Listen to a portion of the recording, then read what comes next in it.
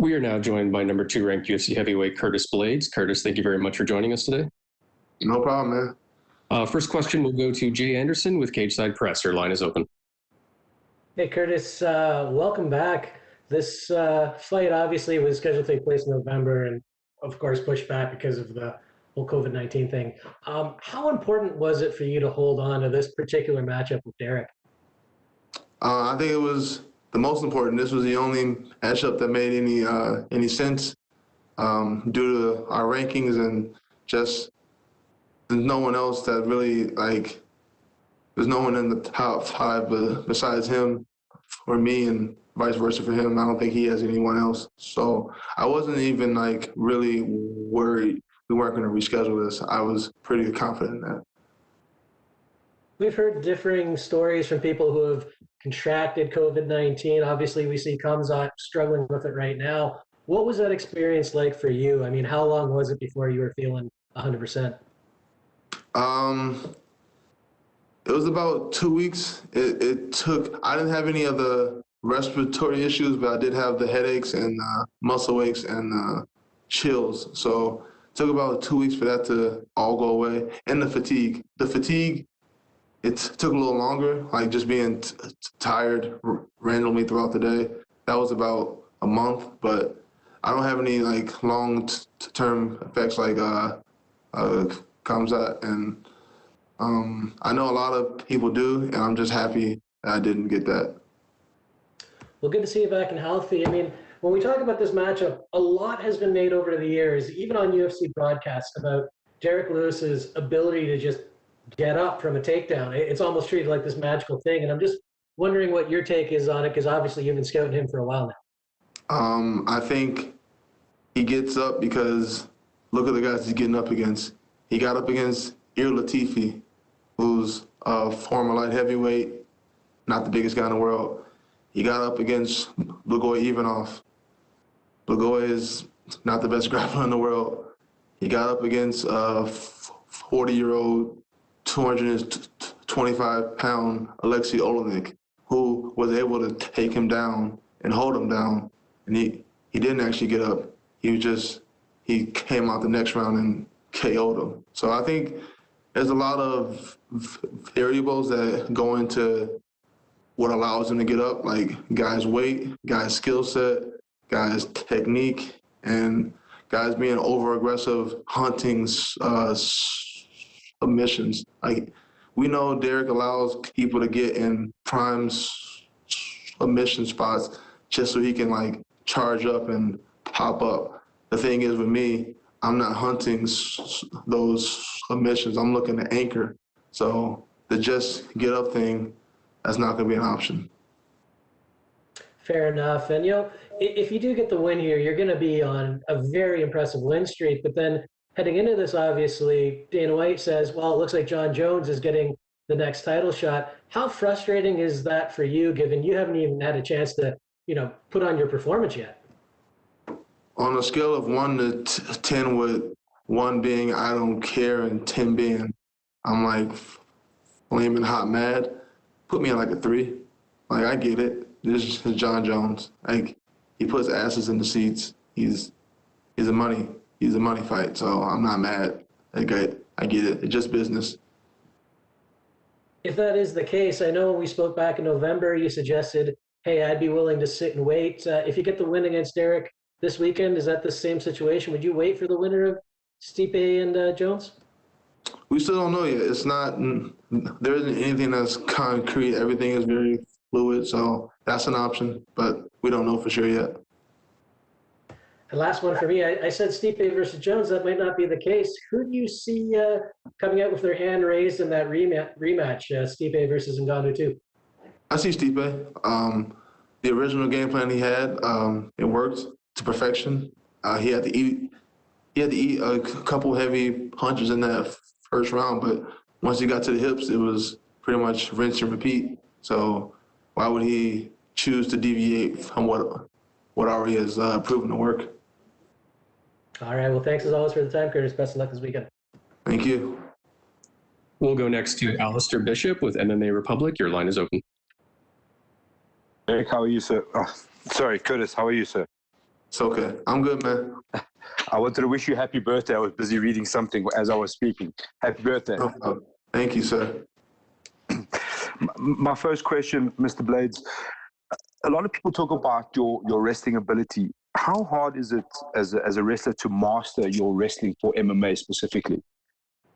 It actually wasn't hard for me. It was a smooth transition. I think that's why I've been able to have the success with the wrestling that I've already had. Like the way I wrestled collegiately and in high school was I didn't do a lot of fancy takedowns, ankle picks, none of that stuff. It was just double legs, and I feel like the double leg or the blast double is the easiest takedown to transfer it to MMA. And it's even easier when you add punches. Like when you get a guy's hands up to defend a jab, his hips are available. And then another thing, majority of heavyweights on the regional level, at the amateur level, and even professional in like the UFC and Bellator and all those other professional leagues, a lot of heavyweights don't have my wrestling pedigree. There's not many heavyweights that, even if they were good wrestlers, they weren't as good as me when I was wrestling. So I think just all those factors combined lead you to where I am now with 55 or 56 career takedowns. Besides the takedowns, would you say there's something else that separates you from other well-decorated wrestlers in the UFC? My tenacity. I believe in my takedowns, and I believe that's the path to victory. So I'm always looking to shoot. There's a lot of guys, in every fight, there's a bunch of opportunities for guys to take each other down, but that's not what their focus is. They're focused on calf kicks or jabs to the body or whatever. I'm looking, if you pick your hands up, I'm looking to shoot. Because I enjoy it. I genuinely would rather slam you on your head than hit you with an overhand.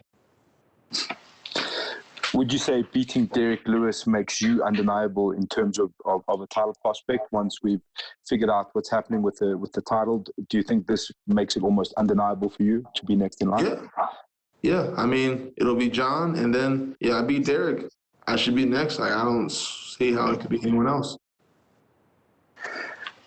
When facing a big puncher like Derrick Lewis, what would you say is the key to sticking to your game plan? Let's say in the hypothetical situation, you get tagged by a big puncher. What is the key to sticking to your game plan in those situations? Constant movement. Once you get stationary, that's how Derrick catches guys. They slow down, they become stationary, they start to rest on their heels. They're not ready to pull, they're not ready to move, they're not in the athletic position and ready to move. I'm always ready to move. I'm always looking to bounce. I'm not like your traditional plodding heavyweight. I use my athleticism, and I know that's what scares guys. They know I'm explosive. They know I'm fast, and I use that to my advantage. Sorry, one last hypothetical one from me.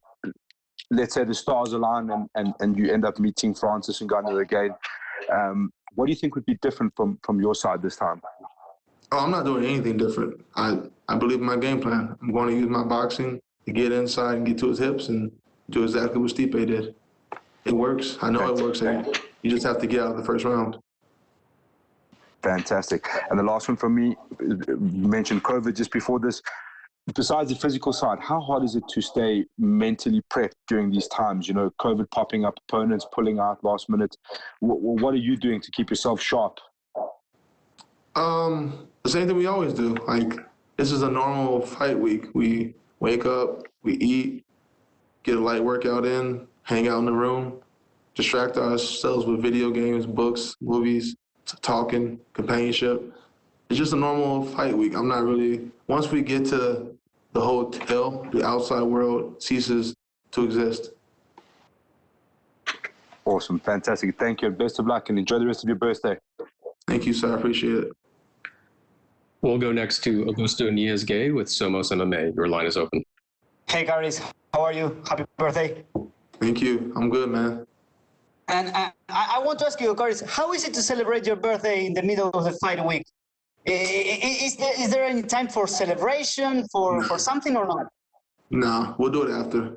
I'm on a one-track mindset right now. The birthday doesn't matter right now. I know I've had people hit me up all day, and I haven't responded to 80% of them because I'm just not interested right now.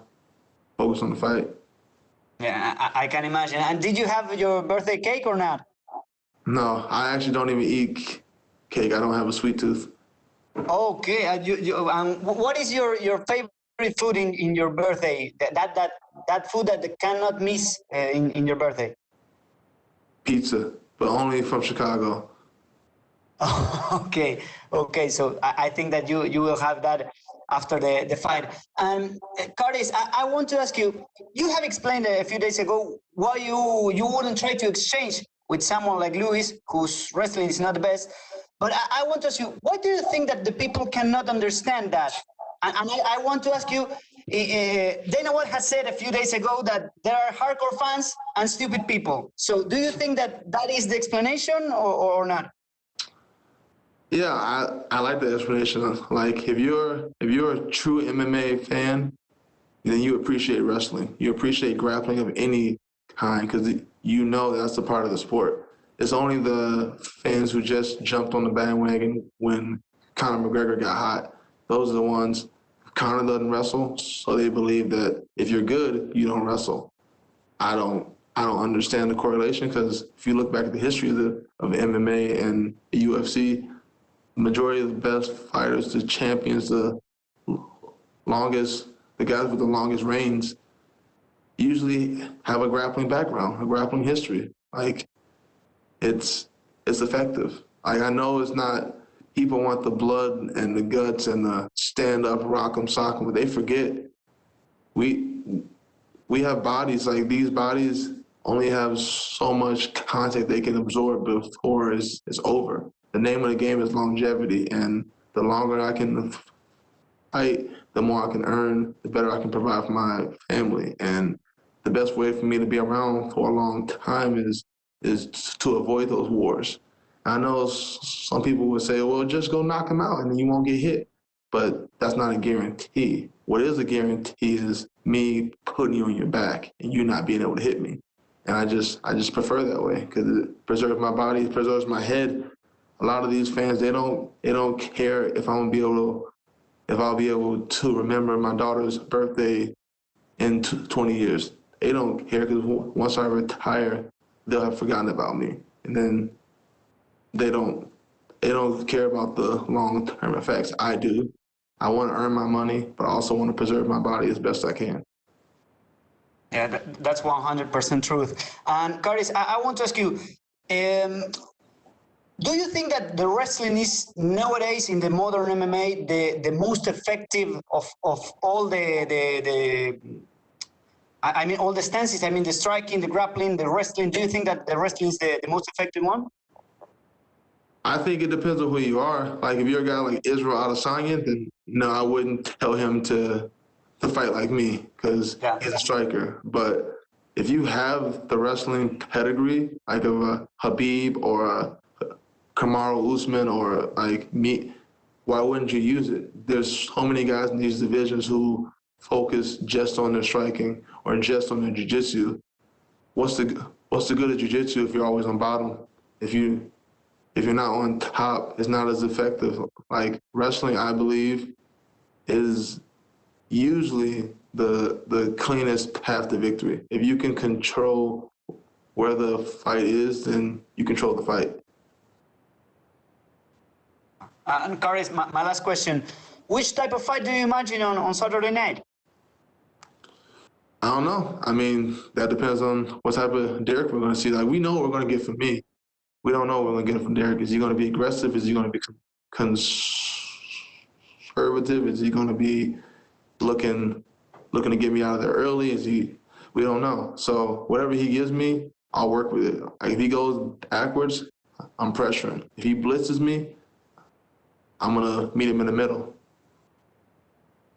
Okay, awesome. Thank you very much, Curtis, and good luck on Saturday. Thank you. We'll take our next questions from Nikita with Sport Express. Your line is open. Curtis, big pleasure to talk to you. Thank you. No problem. Curtis, now we start seeing more and more flying knee knockouts against wrestlers in UFC, like Corey Sandhagen won against Frankie Edgar, Masvidal won. Why do you think flying knee became so dangerous? And do you have your personal fear of being flying knee? And maybe now, because Derrick Lewis has really good flying knee, maybe you train specific defense from flying knee? No, I'm not too worried about Derrick's flying knee. We watched it against Latifi. He throws it from the other half of the cage. His flying knee is nothing like Corey's. Corey's set his up with footwork and feints and jabs. We all know Derrick doesn't do footwork, Derrick doesn't do jabs, and Derrick doesn't do feints. So his flying knees are they're kind of sloppy. I'm just be honest, they're kind of sloppy. So no, I'm not too worried about that. Can you explain just for all wrestlers, maybe young wrestlers, how to predict flying knee, how not be caught? Because this strike can kill you, almost kill you. I mean, the best way to do it is like when I went against Alistair. Alistair was a guy, I was worried about his knees, and he was able to catch me with a knee. It wasn't a flying knee, but it was a good hard knee. And that is a fear when going against guys who throw proper knees. And the best way to avoid that is constant motion. If you don't give them a target to lock on to, they're not able to prep the knee and meet you. If you're always moving, they never have a time to find you. So that's my best advice for young wrestlers going against guys who are known to use knees. Keep moving. Don't be stationary. Curtis, fight against Alexander Volkov. First time we all see how when you were on top, you wasn't able to put this elbow grounded pound. Why? Why Volkov found defense against your elbows? Because he has a unique body type. Like it's hard to find guys to drill with in preparation for a guy with his like long torso, long legs, long arms. Like it's easier for him to just squeeze and break my posture. That was the biggest thing. Like he did a great job of breaking down my posture, but I think he was aided a lot by his unique physical lengths. Curtis, you have the most fastest pace of scoring takedowns in UFC. Now you have 59 takedowns just for 13 or 14 fights. It's quicker than even GSP pace. I would like to ask you, do you have in mind that you want to break GSP record on takedowns, or is it important for you? You know, you score, you maybe go home and count your takedowns. Is it important for you? I mean, going into the fight is not important, but after, yeah, I'm always like, how many did I get? Like when I fought Junior, I was a little disappointed that I went 0 for 8. I couldn't get at least one, but I made up for it in the next fight against Volkov. So it's not like a major thing, but it is something I take pride in. And yeah, I think about catching GSP. Like when you have an opportunity to break a record, you can't help it. I've thought about it, but it's not like a priority. Curtis, how do you think, what's the most beautiful takedown in UFC? The double leg. That's my personal preference. Curtis, one tricky, interesting question. Sometimes some people think that if you have very much takedown, that you have bad ground control. So it's better just one takedown, but you control all the round. For your style, you psychological more convenient with much quantity of takedowns, or you want to be able to control more good, you know, with better control? I mean, I get what you're saying, like, oh, if a guy keeps getting up, that's why you keep getting takedowns, you must have bad control, but that's not how I see it. Like, I could hold you down, but I'd rather you burn energy working your way up and then me taking you down. And then you burn some more energy working your way up and then I take you down. And then you do it again and I take you. It breaks you, especially heavyweight. Heavyweights are not used to being taken down and having to get up with a 250-pound plus backpack on their back. They're not used to it. It breaks them. I know it's happened over and over and over. And that's why I do it. That is why I have so many takedowns. But I won't lie to you. A lot of times, like when I fought Mark Hunt, a few times I let him up because I knew I'd just take him back down. And I was like, will he get up again? I do that all the time. Like it just breaks guys.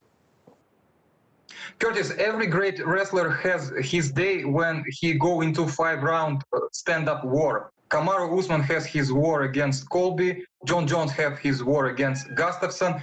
Are you psychological ready to carnage 5-round stand-up, or you just know, damn, I just want to wrestle? No, do you want your Owen, Rory McDonald, Robbie Lawler one?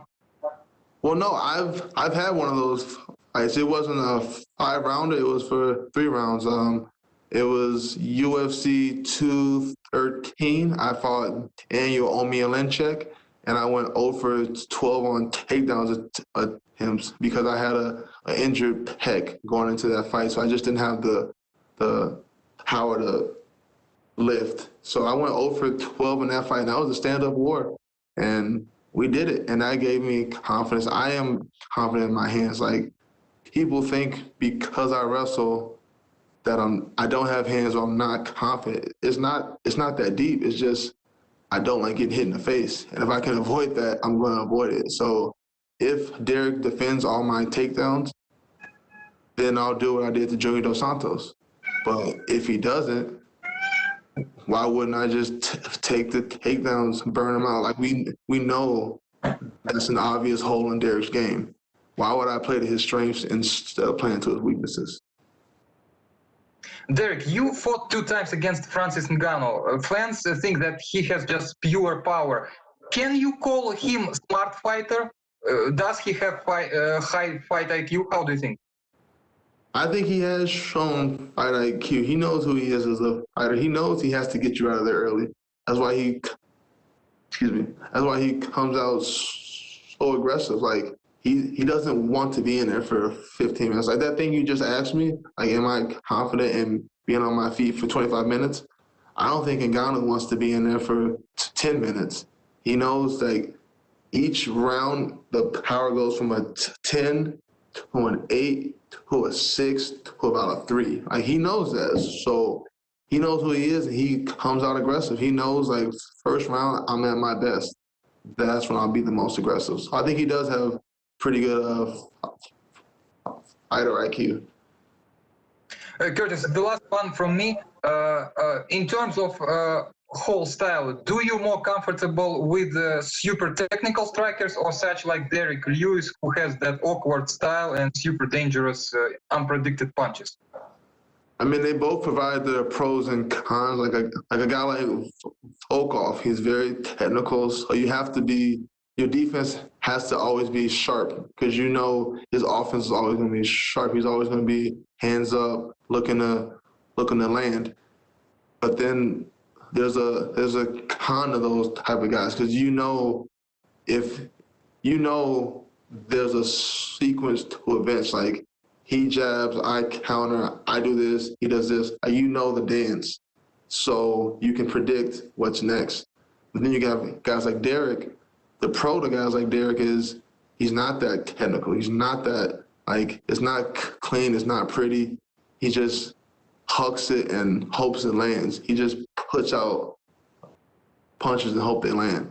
So it makes it easier to avoid him. But the con of that is he can catch you with something out of the blue because he has the confidence to do whatever. He's not afraid to throw from any position, and that is like a little dangerous. So I think technical guys versus like sloppier but more powerful guys, they both present different issues and they're both like an equal problem. So I really don't have a preference. Derrick, thank you very much. Best luck. We love you very much. Thank you. No problem. Thank you. We'll take our final questions from Hunter with MMA Weekly. Your line is open. Hey, Curtis, can you hear me? Yes, sir. Hey, how you doing? After in the post-fight interview after Derrick Lewis defeated Aleksei Oleinik, he said he believed he could take you down and punish you on the ground. I'm curious, as a decorated wrestler, what was your initial reaction to hearing that? I chuckled. Legit, I chuckled.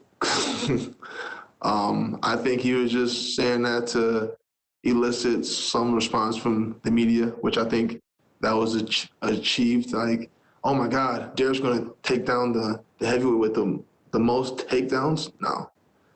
If he shoots, that means he's having a bad day. Derrick does not want to wrestle. Right. He's spoken about how he's, open to wrestling with you. Do you think that he's genuinely underestimating your wrestling when he says things like that, or do you attribute that more to just his sense of humor? Yeah, I think Derrick, he understands I'm a badass wrestler because I understand he's got some crazy power in his hands. Like, I'm not going to be facetious and be like, yeah, I'm going to knock out Derrick in the first round. That's just me. Like, that's just looking for clickbait. That's not my thing. That's his thing. So I think that was more of a clickbait thing. Right. You mentioned that you enjoy watching your teammate Corey Sandhagen hit pads, and you even likened his movement to a ballet dancer. What's it like watching someone in the gym with that caliber of stand-up skills? It's just cool to watch. It's just cool to see, like, because he was already good when I first joined Elevation. I got there like almost 5 years ago. He was already good, but I've seen the growth and the maturation. I've seen him grow more confident in his techniques, and like I see him all types of crazy techniques in the gym, and it's just amazing to watch. It's cool. It's like, imagine being in the gym watching Anderson's. So I'm not comparing Corey to Anderson. I'm just saying I know Anderson has great hands, and I know he was probably pulling off some crazy techniques in the gym. And the guys that were privy to watch it were probably like, wow, we're watching one of the best stand-up fighters of our generation. And I do believe Corey has the potential to be one of the best stand-up fighters of our generation. Wow. What do you think of a potential matchup between him and TJ Dillashaw?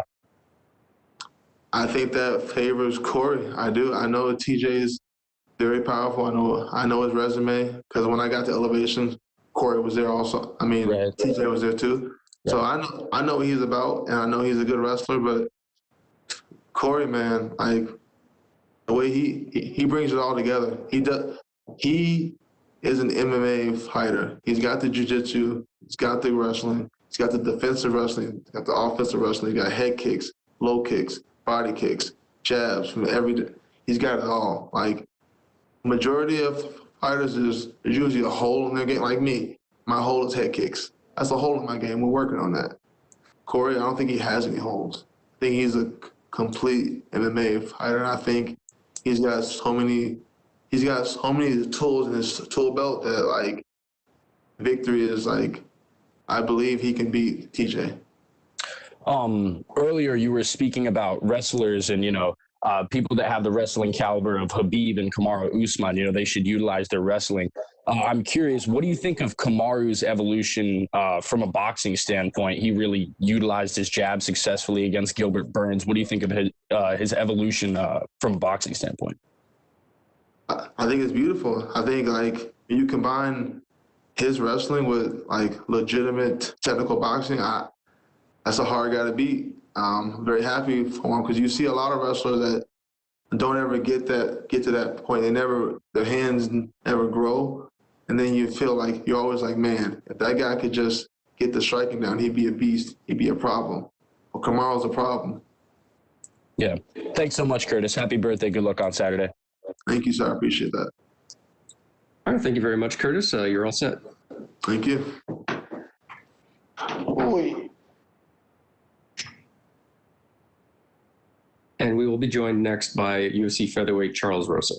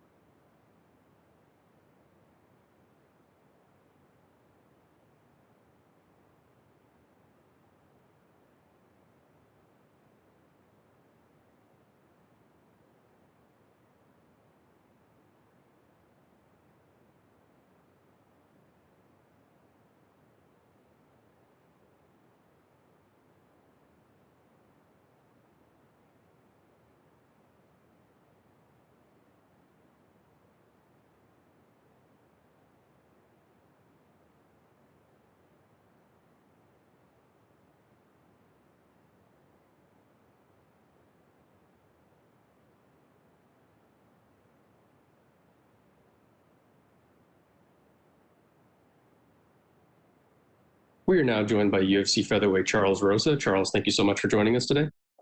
Yep. We'll take our first questions from Gabriel Gonzalez with Cage Side Press. Your line is open. Hello, Charles. How are you? Good, man. How you doing? I'm doing well, thank you.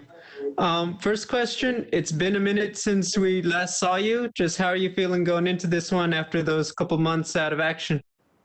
Feeling great. I've been ready for the last 6 months. I fought those 2 fights pretty close together, back to back. So, just figuring since I got to fight a few times during COVID, they probably just wanted to catch up with everybody else. But I've been ready for the last 6 months. I told the UFC I was ready to fight on short notice whenever. So basically, I've been in training camp for the last 6 months since my last win versus Kevin Aguilar.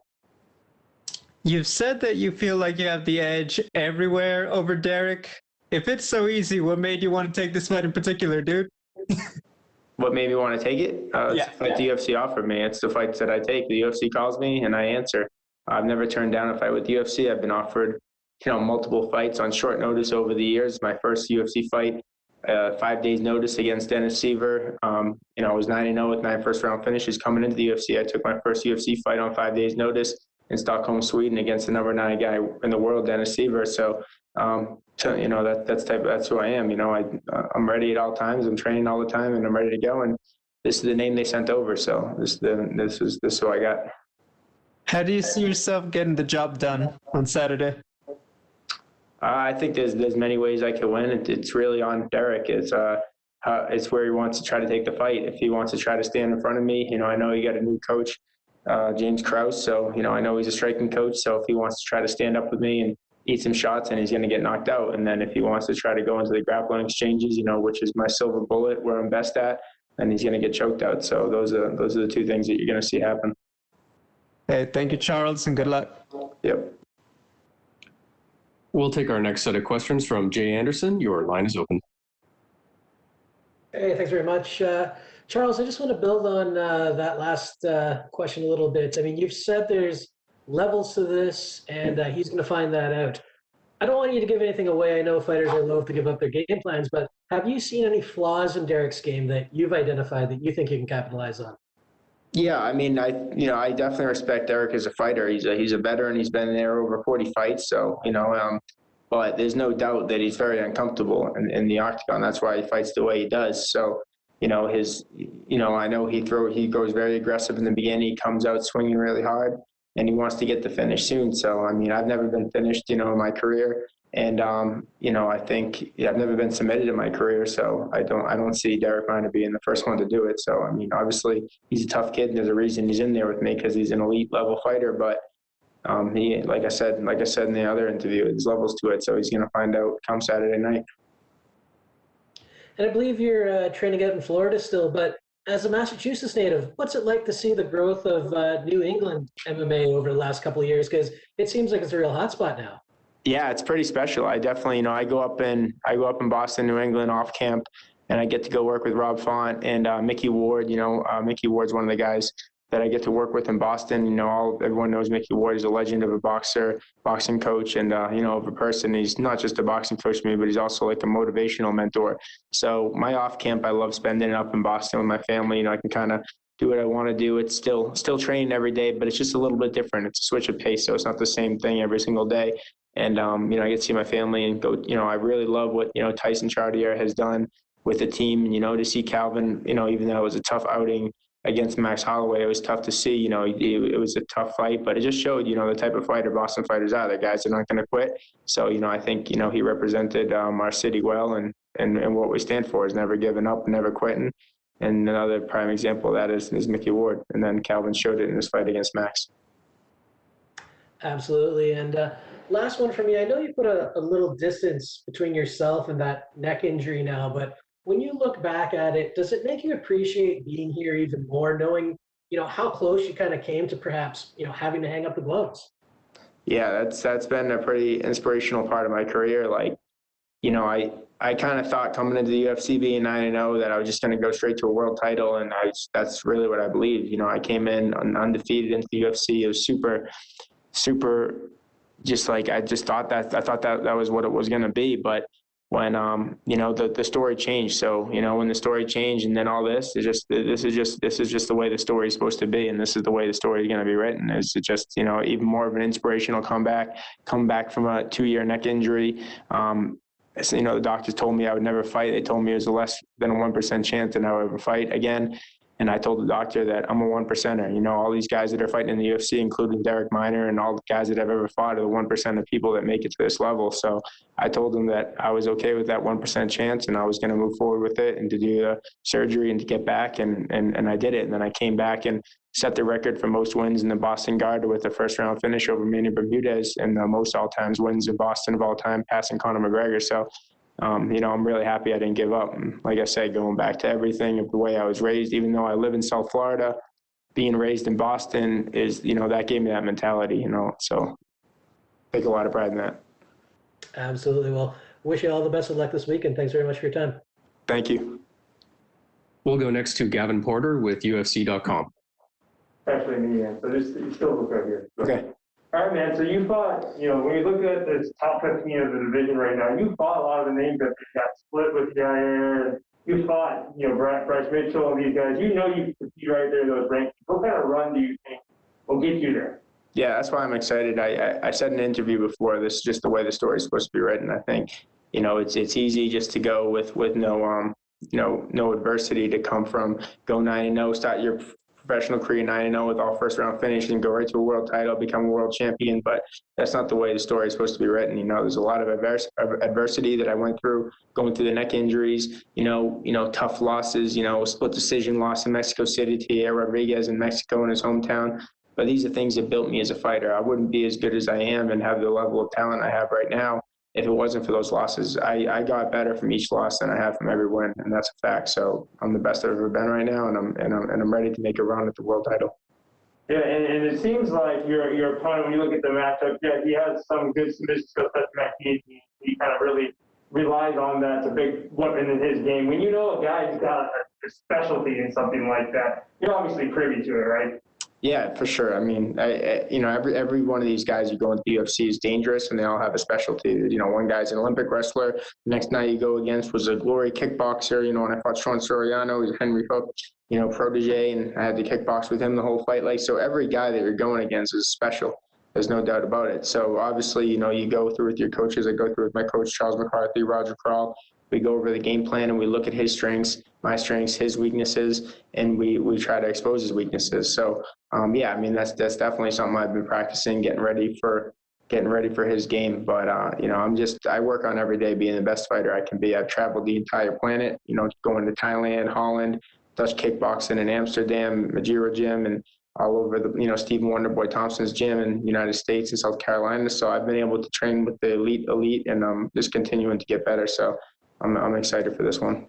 All right, so and last one for me is, when you walk away from that octagon on Saturday with the victory, what type of performance would you be proud of? What do you want to display on Saturday that you can walk away with your head high as well as your head?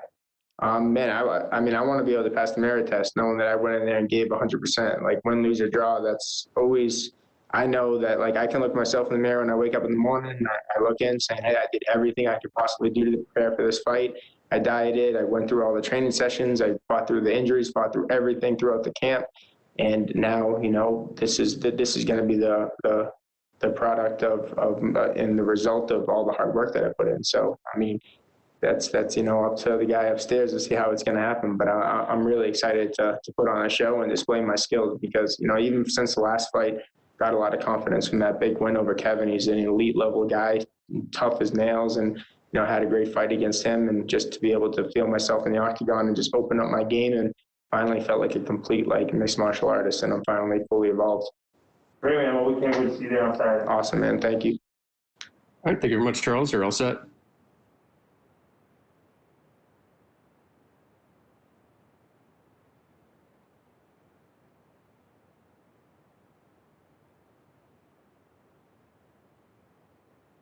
We will be joined shortly by UFC heavyweight Aleksei Oleinik.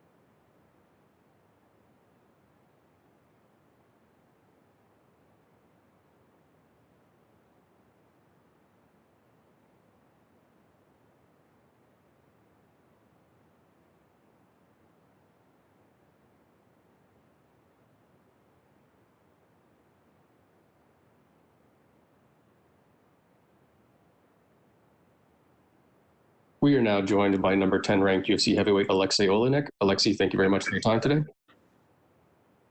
And we'll take our first questions from Martina with In the Cage. Your line is open. Hello, sir. How are you? Thank you. I am good. Almost ready. Sir, I'm curious. There's a big difference between you and your opponent. I think about experience in a cage. Why did you decide to take this bout? Yeah, we have big difference, but we have many difference. Difference in experience, yes. We have difference in the weight category, yes. We have difference in age, yes. And we have style difference and many difference. But this is UFC, and any heavyweight fighters UFC is very dangerous. Nobody can say this guy is too strong, this guy is too weak. Okay. You're now number 10 in UFC heavyweight ranking. Marcin Tybura from Poland is number 15. Would you consider to fight with this guy in a late future? I don't think about my ranking now, about ranking my opponent. I just will show a beautiful and good fight. What's your biggest dream to realize in UFC? I have one dream for this Saturday. I will for my hand will be up. Okay. How long do you plan to fight? I know you love this question, I know. Yes, I love this question. I am always think this my opponent ask somebody, ask me about that. He didn't. It's my own question. Nobody know. I don't know too what is happened on this fight, but I want to be prepared for any technical possibilities of my opponent. Okay. I can strike, I can wrestle. Last one from me. Who you got in Blaydes versus Lewis fight? Who's your favorite and why? I don't know. I don't think about that, but my opinion is Curtis Blaydes is have more chance for winning this fight. Okay, thank you. We'll take our next questions from Jay Anderson with Cage Side Press. Your line is open. Thanks very much. And Aleksei, just to follow up on that, you said Curtis has more of a chance to win. What are your thoughts on Jon Jones getting the next title shot? Do you feel he deserves that right out of the gate? I think, yes, of course, he deserves that, but better if he have a belt. 93 kilo, 205 pounds. But now he haven't this belt.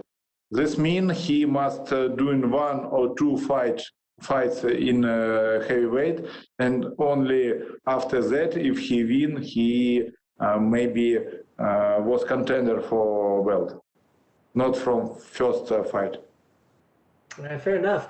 Let's talk about your fight. Chris says he believes he can knock you out and become a contender. He said as much in a recent interview. What's it like to have younger fighters targeting you now to make their name in the weight class? I don't have a goal fight only with younger fighters, or I haven't a goal in my mind fight only with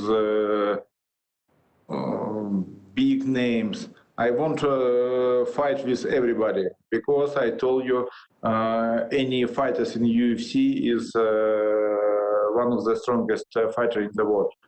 And this guy not too young, he not 18, and he not zero record. He have many fights, and he fight in UFC 2 times and 2-time win KO. This very strong and very dangerous opponent. He also says he's comfortable going to the ground with you. Do you believe that he can hang with you on the ground? Maybe. No, I don't know because I can't find ground games as guys. I don't know what he can do on the ground. This secret for me. All right, last one for me. I saw that you were training with Juan Espino ahead of this fight. What has that been like? What has he helped you with? Yes, we train together with Juan Espino. He very strong wrestler and good striker. We train together, we spar together, and now he coming with me, and he will stay in my corner when I fight in this Saturday. All right, well, thanks very much for the time, Aleksei. Best of luck this weekend. Thank you.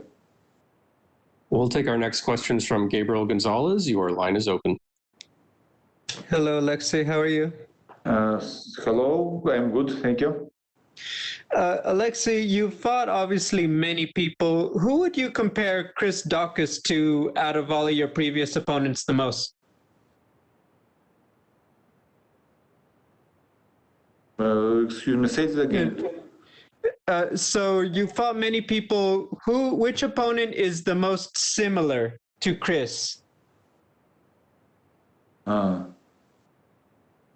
I don't know, maybe Junior Albini, maybe a little bit Travis Brown, maybe Mirko Filipovic, Alistair Averima, I don't know. Many guys who will be good striker, maybe a little bit similar for this month. A lot of people talk about your age.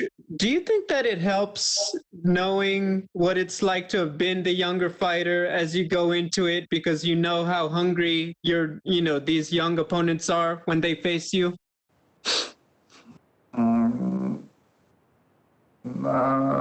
I told before, there's many differences. Somebody is younger, somebody is older, somebody have more experience, somebody less experience, somebody better striker, somebody is better wrestler. There's many little pieces. We have mixed martial arts. It's very big things. I don't know. I can't explain because my English is not enough for me. But I don't think there's many important. If you very young, this means you good cardio, you strong, you fast, and you right, you more angry. But if you not so young, maybe you have more big experience, maybe something you doing better, and many other things. This is your third fight with no fans in the arena. Do you like the no fans, or do you miss, having all the noise when you fight? This is not very important for me because I know million fans looking for my fights on TV or their laptop and cell phones. This is more important because in the any big hall we can collect maybe 5,000-10,000 people, maybe 15,000. But on the internet, on the YouTube, on the TV, millions people can watch this fight. Thank you, Aleksei, and good luck. With God's help, thank you. Thank you very much, Aleksei. That's all the time we have for you today.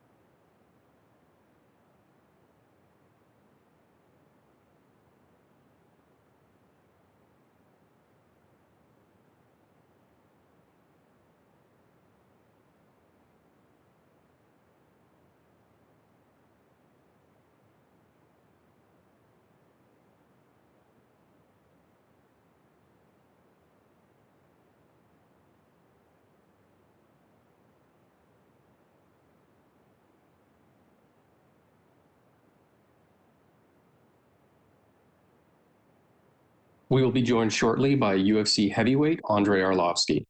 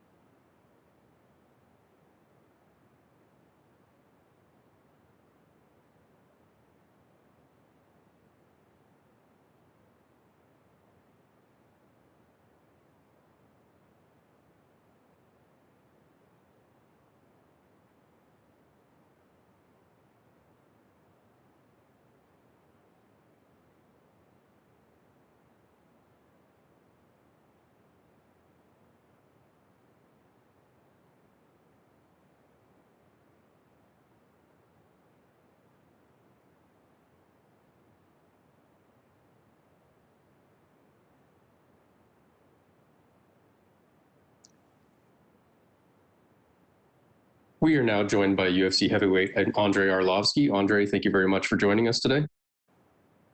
Thank you for having me. We will take our first questions from Cote Cruz with Fordwin MMA. Your line is open. Thank you, sir. How you doing, Andrei? Good to talk to you. Thank you. Very good. That's awesome. Well, this would be fight number 52 in a career that has seen glory as a UFC champion and has been tested by the likes of Fabricio Verdum, Frank Mir, Fedor, among others. Now the hungry young contenders are trying to take your name into their resumes. How do you feel about facing a lot of up-and-coming fighters in this stage of your career? To fight young guy? Yes. First of all, thank you UFC for keeping me busy.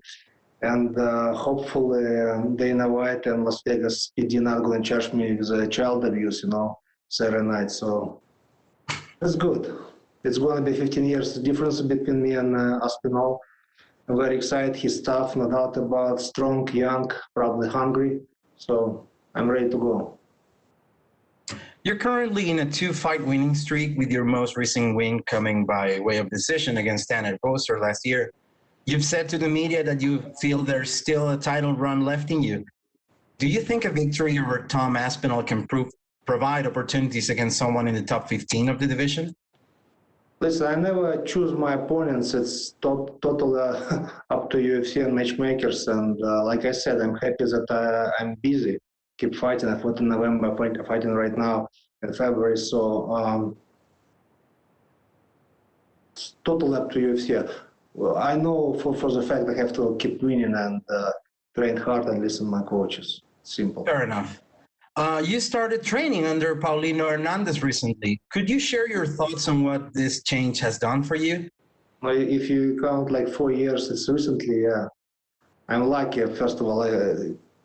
Thanks first round management, my managers, Abraham Kawa and Malki Kawa, and George Masvidal, that they asked Paulino if he would like train me back 2017.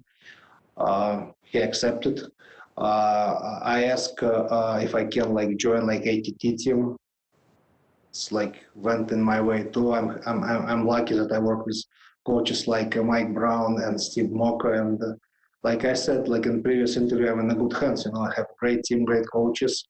Another coach, one of my coaches, Artem Levin, he's a 6-time world champion in Muay Thai and kickboxing. So I have good coaches. Yeah, absolutely. It was my bad. I get nervous. Not every day you get the chance to talk to a legend, right? You're nervous. I not even see your face. Yeah, imagine if you could see it. I'm that ugly. So you said about your coach, about Paulino Hernandez, you said that you'd be learning Spanish before he learns English or Russian. How's the Spanish coming along, Andrei? Very good, especially bad words. I say a couple. What's your favorite word right now? In Spanish? Yes. Really bad word.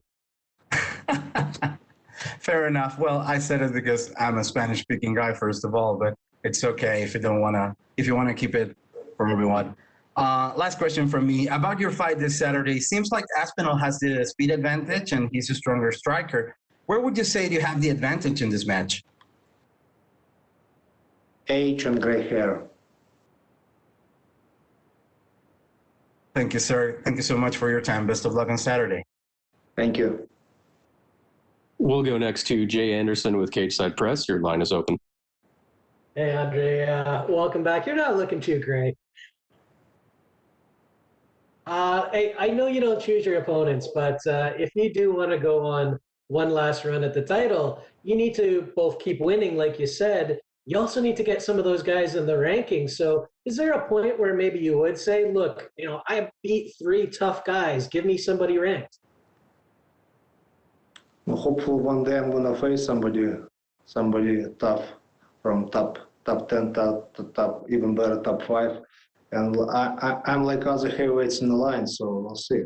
Like I said, I have to keep winning and show good fights and be disciplined and stick with my game plan. Fair enough. And, you know, like you said, you've had this long storied career and you've done a lot of stuff outside the cage as well. I mean, your Twitter profile says fighter. It also says actor. And I know you did Universal Soldier movies. It did The Equalizer 2. I mean, is there any dream project, anything that you want to do outside of fighting?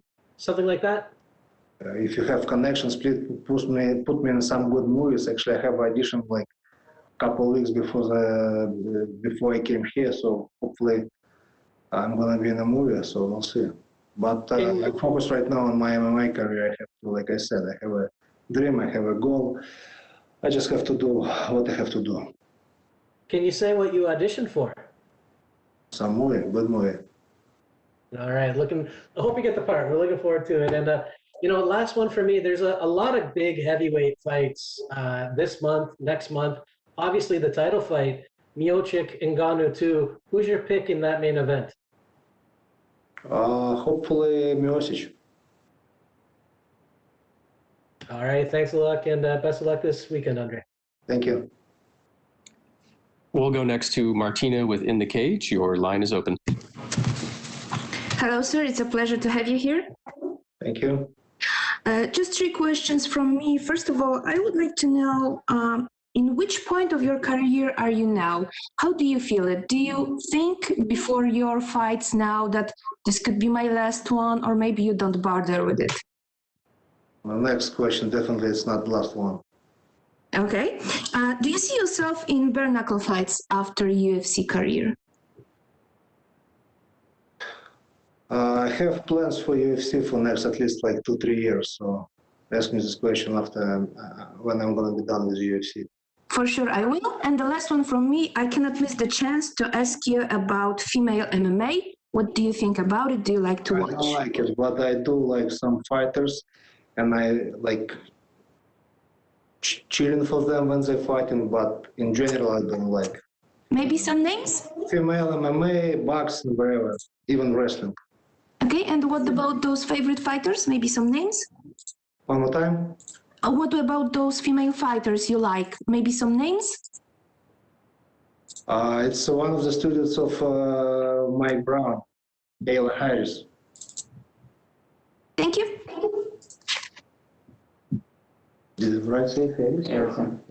Thank you very much, Andrei. That's all the time we have for you today. Thank you, Andrei. Thank you.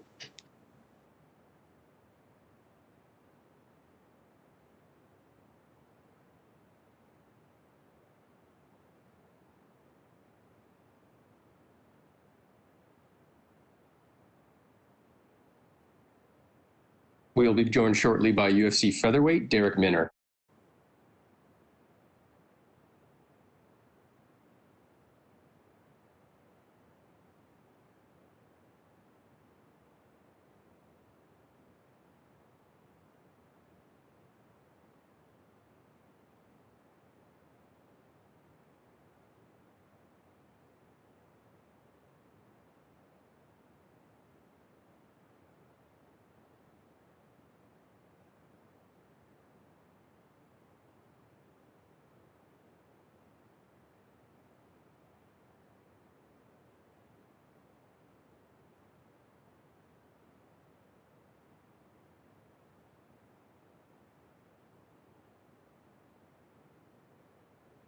We are now joined by UFC featherweight Darrick Minner. Darrick, thank you so much for joining us today.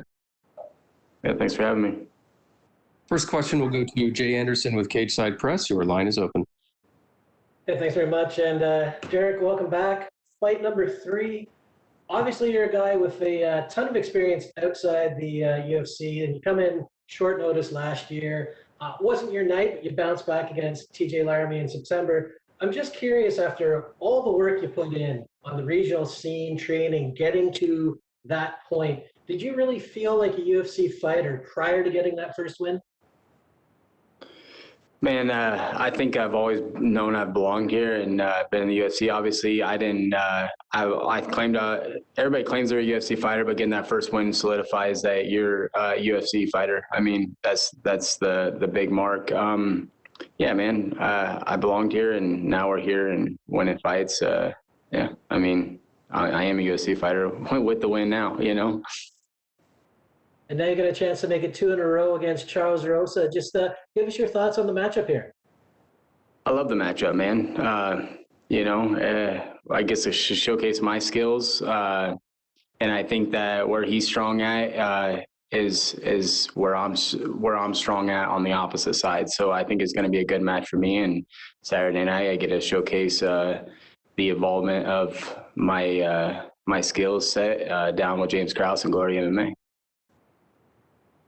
And, you know, Charles predicted a knockout in this one. Guys are always confident going into fights, right? But he says you're going to find out there's levels to this sport. Do you feel he's taking you lightly at all, given all that experience that you did have? Look at my fights before I got here. I fought tougher competition before I got here than he did. He's had like 3 tough fights in the UFC. Yeah, I mean, I fought UFC caliber fights all from 2013 to now. And that's just, I mean, he can say what he wants, but he knows the truth, and he knows, you know, he's predicted a first round knockout. He predicted a second, third round submission. He predicted that. He doesn't know where it's going to go. So I don't think he's too confident in actually his skill set. So we will see what happens on Saturday night. But the fact is that I fought tougher competition to get here. I went through the grinder to get here, and he didn't. He fought a bunch of bums for his first 8 fights, and then he fought Dennis Siver for his UFC debut. When we talk about levels of this game, I went through the levels. He did not. And, you know, when we talk about predictions, is there any prediction from your side for how this one ends? I walk in there and I walk out there with 2 checks and I get my hand raised. That's all I'm going to give. That's all there needs to be. Fair enough. Last one for me. Between the Dawson and Laramie fights, obviously you had that Griffin fight fall through. I'm just curious, did you change anything with the weight cut approach between then and the Laramie bout and obviously this fight, or was that just kind of a one-off incident? Man, I got sick with the Griffin fight, but I recently started working with Tyler Min. And yeah, man, it's going great. This is the best weight cut I'm gonna ever have.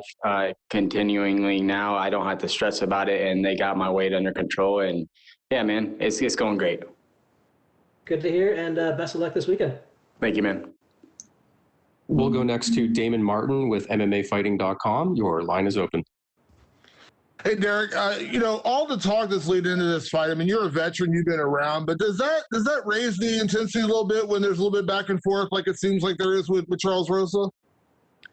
Nah, man, it's all fun and games until we get in there. You know, you can say what you want, what you will, but you got to still fight me on Saturday night, and that's all there is to it. You know, I'm not a big talker. I just know when somebody they have one prediction, they go to 6 or 7 others, and then they talk about how great they are. They're really lacking what it is upstairs. And, you know, Saturday night will show. You know, he's proven to be able to take an ass whooping, and, you know, let's go. Obviously, you work with James Krause and the team down at Glory. I think James Krause is one of those kind of unheralded great coaches in our sport that doesn't put himself out there that way. But, you know, we've seen it, especially this last weekend with the Julian Marquez fight, where he said basically the exact right things you need to say to get his guy ready for that 3rd round to go out and get that finish. Can you kind of talk about what kind of influence that, you know, James has been in your career and what kind of coach he's been for you? James Krause is the best coach in the world. I've been to a lot of camps, and he doesn't need to talk, man. His performances and the coaching that he does says for themselves. You know what I mean? He doesn't need to go out there and tell everybody how great he is, because his guys are performing for him and he performs for himself. Like, everybody knows how good James Krause is, and the impact that he's had on my career is, you know, it showed a little bit with the TJ Laramie fight, but come Saturday night, it really is going to show the involvement that I've made down at Glory MMA with James Krause. We obviously hear a lot about the big teams in MMA. Of course, Charles Rosa comes from one of those American top team, and those are tremendous gyms, of course. But Glory is one of those gyms that is quietly putting together a pretty big roster of talented fighters. Do you feel like, you know, your team maybe doesn't get the credit it deserves in terms of when we talk about the big gyms in MMA?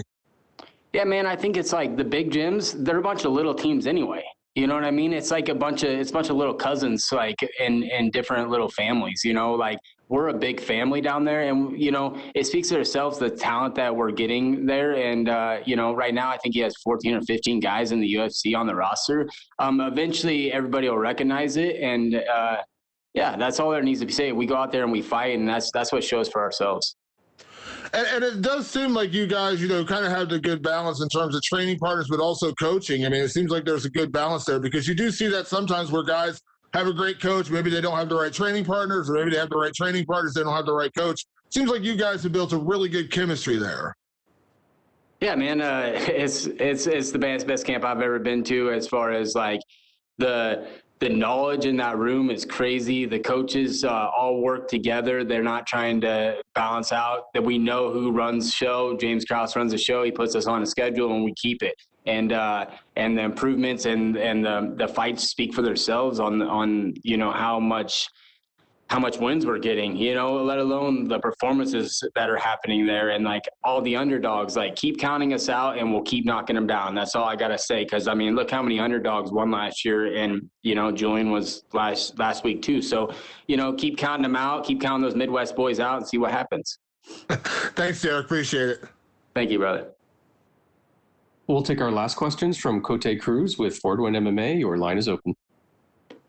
Hi, Derrick. How you doing? Good to talk to you. I'm doing great, man. How are you? I'm doing fantastic, man. Thank you for your time. How's Vegas treating you this fight week, man? Oh, it's great, man. I mean, you're stuck in a couple of rooms, they kind of, went down to more lockdown situations, and that's all right. I mean, we're just kind of chilling out with the team, getting ready, hanging out with, the squad that you bring out here. So it is what it is. You cut weight, you get in, you go get the win, and yeah, it's great. The weather's a lot nicer. I mean, I left home at -18, so I like it. Yeah, it's good to have some sunny days around you, right? Yep. Well, after a bit of a sour debut against Grant Dawson, how does it feel to finally have your first UFC win? Great, man. It was just a sign of relief, man. Like that's all. The TJ Laramie fight is. It solidified everything I worked for like the last 11 years. Was not for nothing, man. My goal has always been to get the UFC and win fights from my very first amateur fight in 2010. So yeah, man, last 10 years wasn't for nothing, and now I get to showcase the improvements and how everything else. So. Well, you have a great submission game. That's no secret. Most of your finishes coming by way of a tap out. How do you feel you stack up against Charles Rosa in that regard? I mean, it's a great fight for me, man.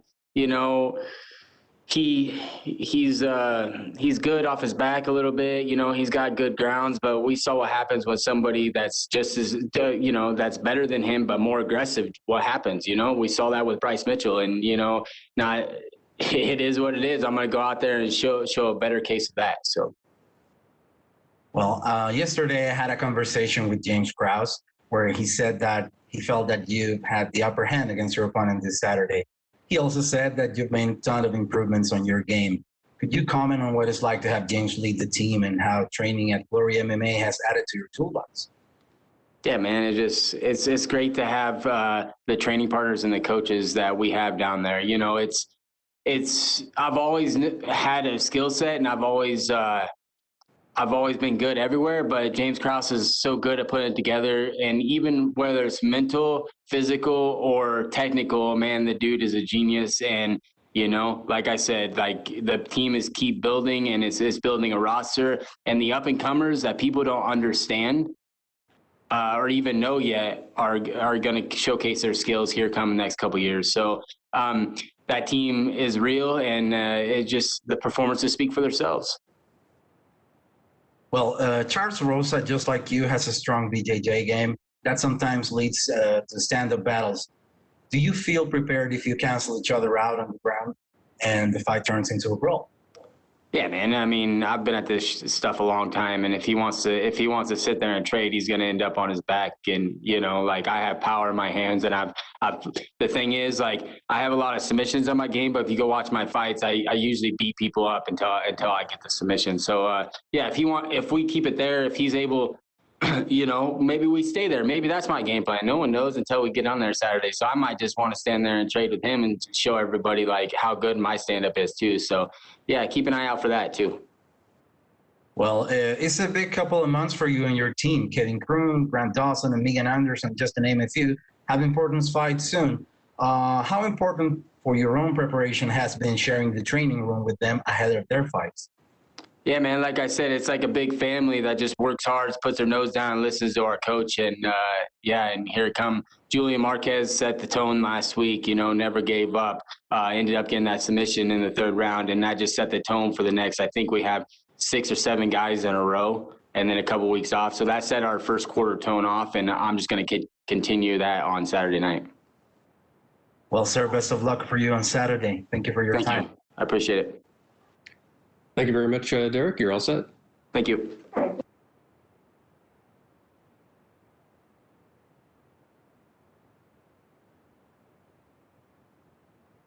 We'll be joined shortly by UFC heavyweight Chris Daukaus.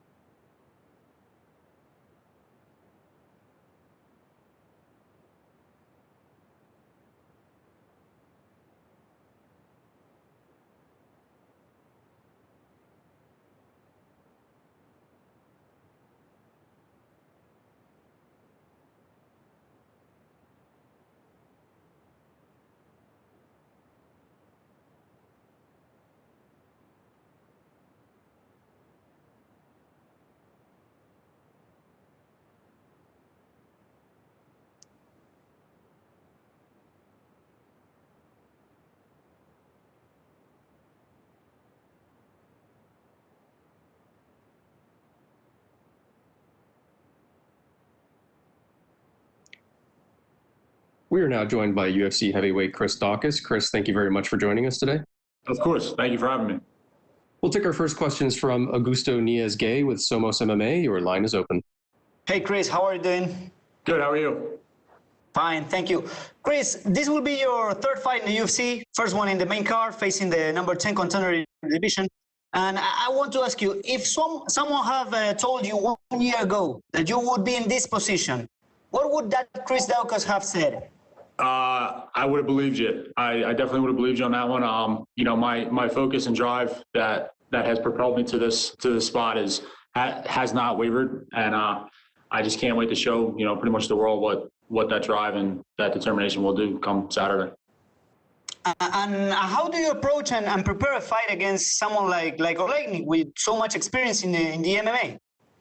Realistically, you've been watching that dude for however long he's been fighting. It seems like forever. There's really nothing he hasn't seen.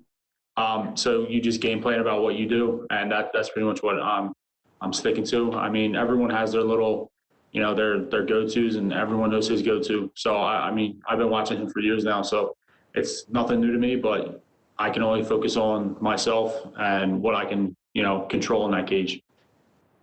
And what would that be? What are the keys for your victory on Saturday?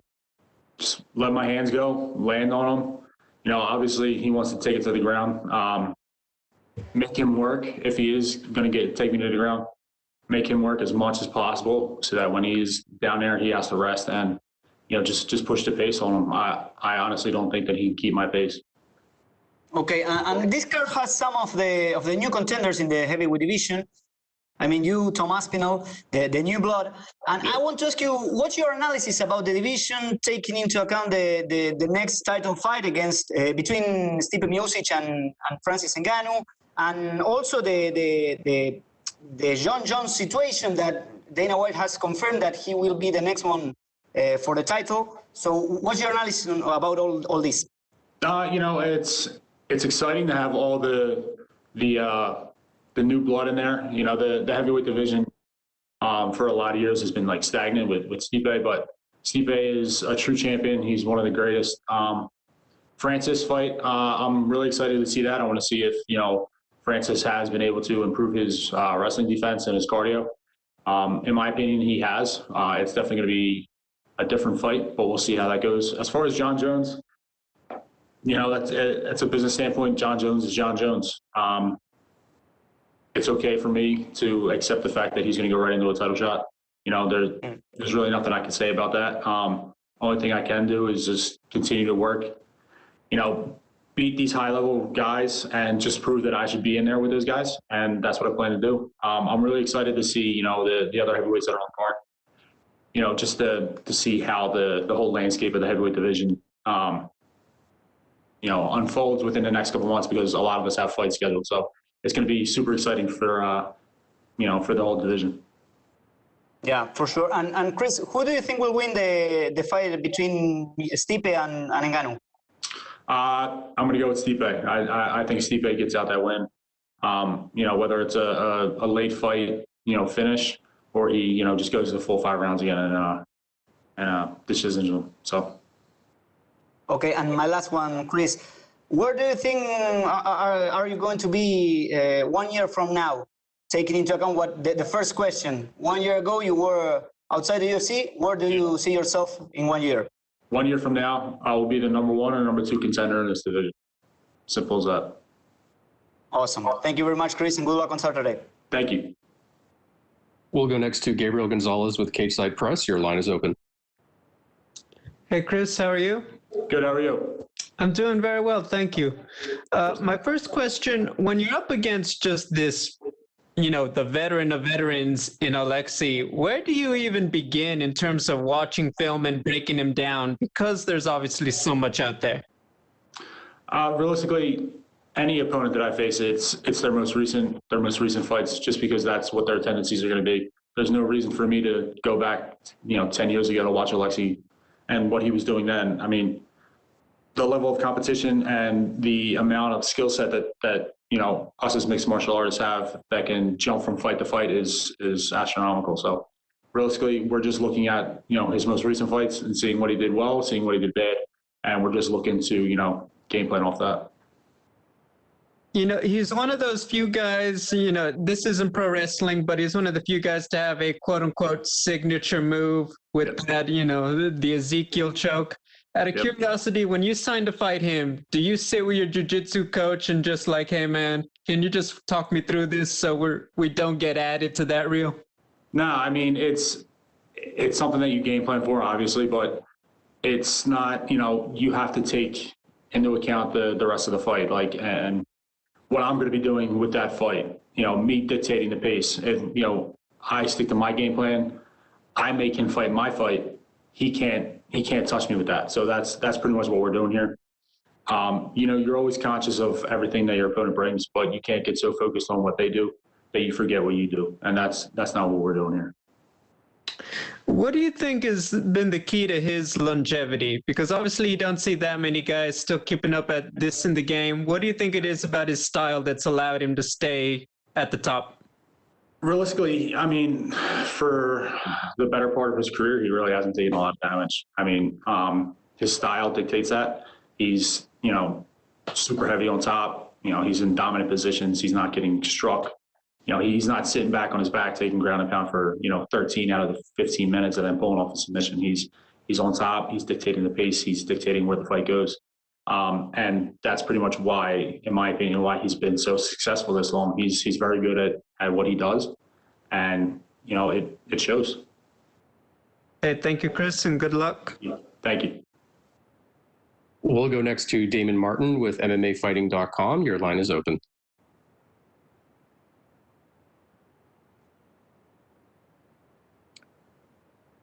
Damon, your line is open. Oh, sorry. Chris, we've seen it now with the heavyweight division, some of the younger guys coming in like yourself, Tom Aspinall, who's on this card. Traditionally, heavyweight has been one of the weirder divisions where, age hasn't mattered as much. You've seen, the older guys kind of rule the division for a lot of years. Do you feel like we are seeing a bit of a changing of the guard with guys like yourself, coming in and kind of shaking things up a little bit? Yeah. We're the new blood in there, and we're looking. Obviously, the UFC's put me against Aleksei, and Aspinall's fighting on the same card. And he's fighting Arlovski. So there's definitely something to say about the UFC's confidence in both of our skill set and our marketability for going forward with this division.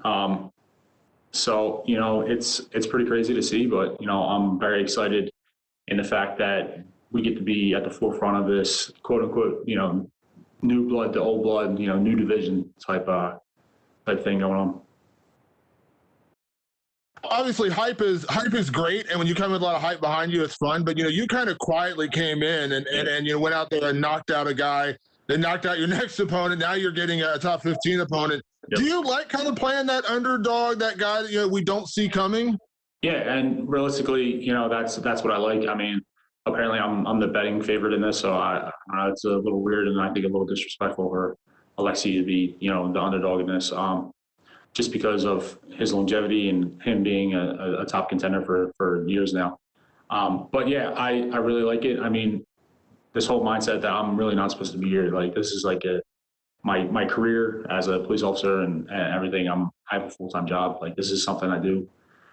This is something that I've been working on for years to become my full-time career, and I can't wait for that to take off coming soon. So, it's people don't expect me to be here, and I'm fine with that because I'm just going to keep proving wrong and that I should be here. Has it been hard for you to balance that in terms of your career outside the cage? I think you just said that you hope to eventually transition to become a full-time fighter. Is that right? Yeah, correct. The transition hopefully will be coming soon. But, my wife is awesome with everything that she does. She takes care of everything at home. I couldn't ask for a better person to be on this journey with. I realistically, I go to work, I do my 8 hours, and I go right to the gym. And then, or if I'm not working, it's the opposite. So I'll be home a little bit, go to the gym, work out, strength and conditioning, whatever, and go right to work. And she's super understanding. She's been with me from the first steps of this journey. And, it's something that has helped me because if I didn't have her, if I didn't have that type of person who was beside me, I don't think I'd be sitting here talking right now. And last one for me. So much has been made about Aleksei's, ground game, his submission game. How important is patience with a guy like Aleksei if the fight does go to the ground? Because you do see some people, when they get in that position, they panic, and that really opens up the submission. Do you feel like patience is a big key if this fight actually hits the ground? Yeah, absolutely. He's a veteran of the sport, and he knows all the intricacies, the subtle details of everything. If he does get dropped, I can't be, trying to finish him real quick, because he's very good on his sweeps. He's very good on his underhooks and coming up on the single leg and getting reversal. So it's something that I'll have to, plan on that, of what's going to happen. But, I just can't get overzealous. And like I've been saying in my last fights, it's one of the major factors that has played a part in why I've been so successful recently, has been keeping everything under control, my adrenaline, my nerves and everything like that. So, that's what I'm going to be looking to do on Saturday. Thanks very much, Chris. Thank you. We'll take our final questions from Jay Anderson. Your line is open. Thanks very much. And just a couple of quick ones, Chris, if you will.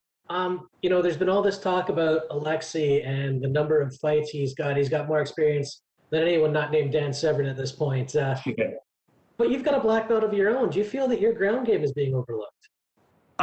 No, because in part that's my fault. I haven't showcased my skills on the ground, and realistically, it's just because I prefer to just punch people in the face. It's just something that I like to do.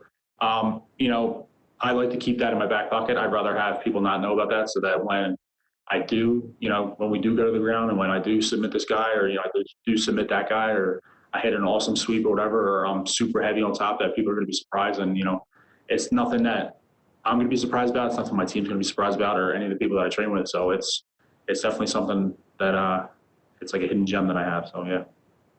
Good stuff. And the other one for me, you and your brother Kyle both joined the UFC last year, and became part of an exclusive club, really, of brothers who have fought in the promotion. Yep. When you guys were on your way up, was there any sort of friendly rivalry on who was going to make it first? Any kind of little bet between you?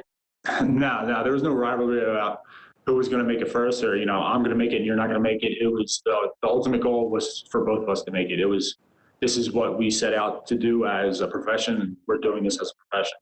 There was always rivalries in the rounds. Obviously, you want to win the round, you want to get a takedown on him, you want to land 2 or 3 more strikes than he did that round. But the ultimate goal was always to get to this position and to prove that we belong in each of our respective divisions, and to prove that we belong at the top of those divisions. And, we're just going to keep doing that. And I honestly can't wait till this fight. I get to, make that one step closer to the top. And then when he fights, he's going to be doing the same thing. All right. Well, you definitely proved you guys belong. So congratulations. Best of luck. Thank you. Thank you. Thank you very much, Chris. You're all set. Thank you very much, guys.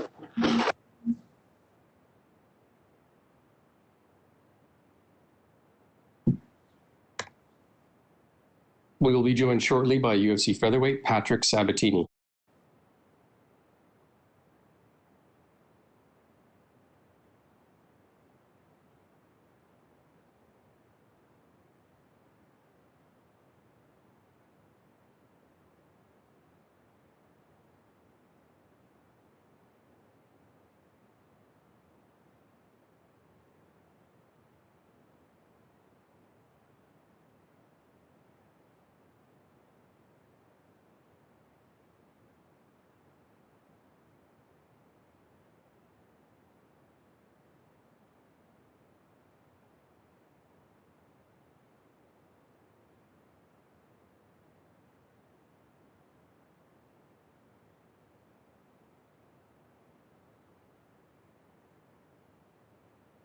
We are now joined by UFC featherweight Patrick Sabatini. Patrick, thank you very much for joining us today. Thanks for having me. We'll take our first questions from Gabriel Gonzalez with Cage Side Press. Your line is open. Hello, Pat. How are you? Good. How are you? I'm doing well, thank you. You've been doing your thing on the regional scene for a while. Can you describe what it's like to finally be here at the big show, doing the media day, being officially part of the UFC? It's the best feeling in the world. It's been my dream to fight in the UFC. I worked very hard to get here, and now it's finally coming true. Can you tell the story of getting the call? Was it your coach or manager who told you, hey, UFC is interested and we got a contract? So it was about like a week ago, maybe a little bit over a week ago. Just getting done training, and my manager comes in. He's like, gave me that look, and I'm like, looked in his eyes. I kind of knew. He's like, we got the call, and right then and there, definitely made my day. I can't help but notice you got a little bit of a black eye going on right now. You talked about it just a week ago. Have you had to kind of cram in a lot of training, or were you already pretty in shape going into this? I was already in shape. You know, I don't stop training, but it's fine. It actually happened the day I got the call, like right before I got the call. Can you tell me about your team? Where do you train out of, and who's in your corner for this fight? Sure. I train at 3 different gyms. I train at NPR Endurance, EEFC in Philly, and Renzo Gracie Philly. In my corner is Eric Purcell, John Marquez, and Daniel Gracie. Finally, how do you feel you match up stylistically with Rafael? You know, I feel like I can expose some holes in his game, and, you know, I'll be ready to bring it come Saturday night. Hey, thank you, Pat, and good luck. Thank you, brother. We'll go next to Keith Schillen with Sherdog. Your line is open. Hey, Pat. How you doing, man? Hey, brother. How you doing? Excellent. Hey, so just talk me through, you know, it wasn't that long ago, you were in the middle of the cage, your arm was facing the wrong direction. Just tell me how you mentally, you know, was able to recover from that and to be now on the biggest stage ever. I mean, it's absolutely tremendous. Man, it was definitely a setback. You know, I actually, you know, didn't even realize what happened until I looked at my arm in there. It was definitely one of the worst feelings, but I was back in the gym a week later. It was just a dislocation, and I put in my head, I'm like, you know what? I'm going to get over this. I'm going to get through this. I'm going to persevere, and, you know, that's what I did.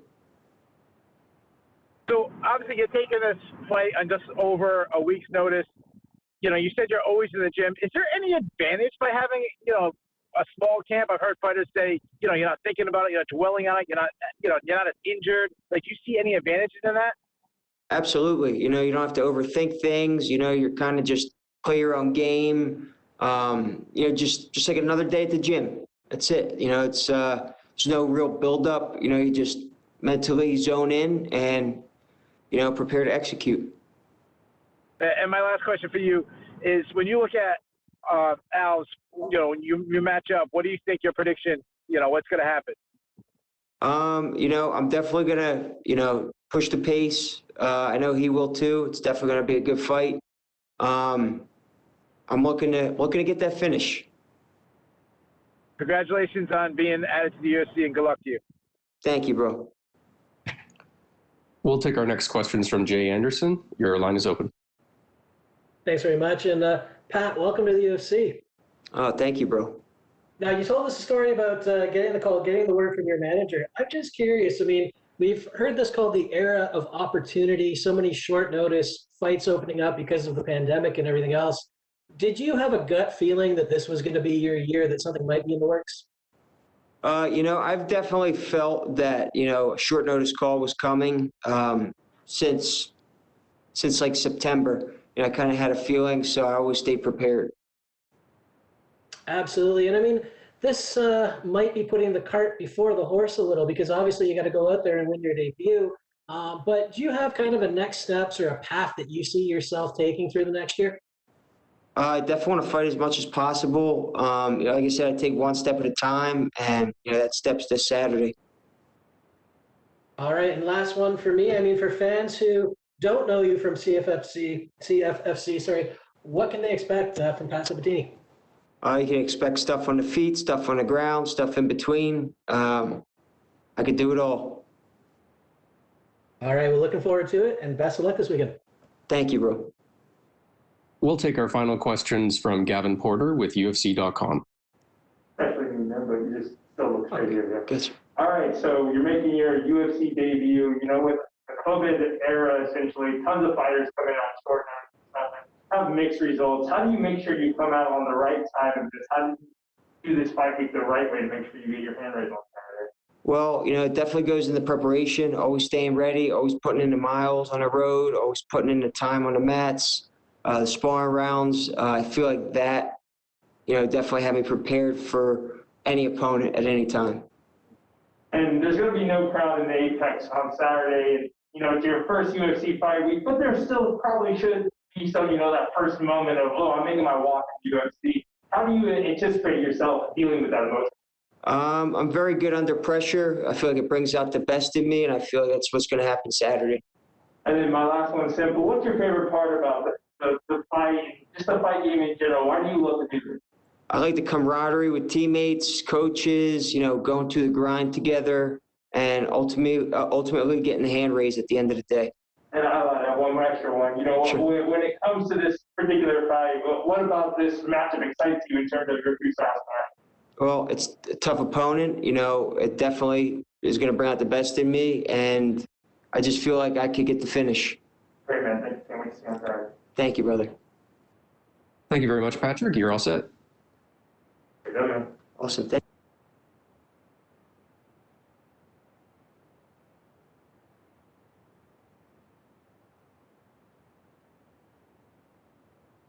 We'll be joined shortly by UFC featherweight Rafael Alves.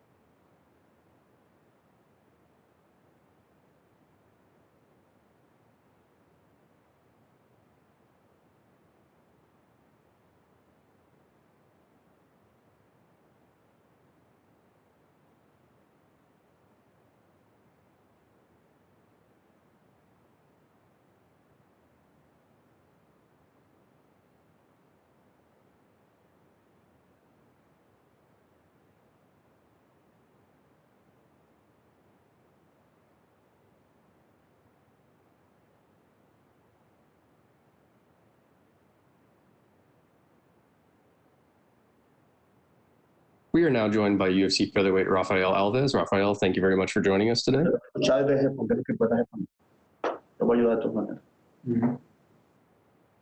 We'll take our first question from Jay Anderson with Cage Side Press. Your line is open.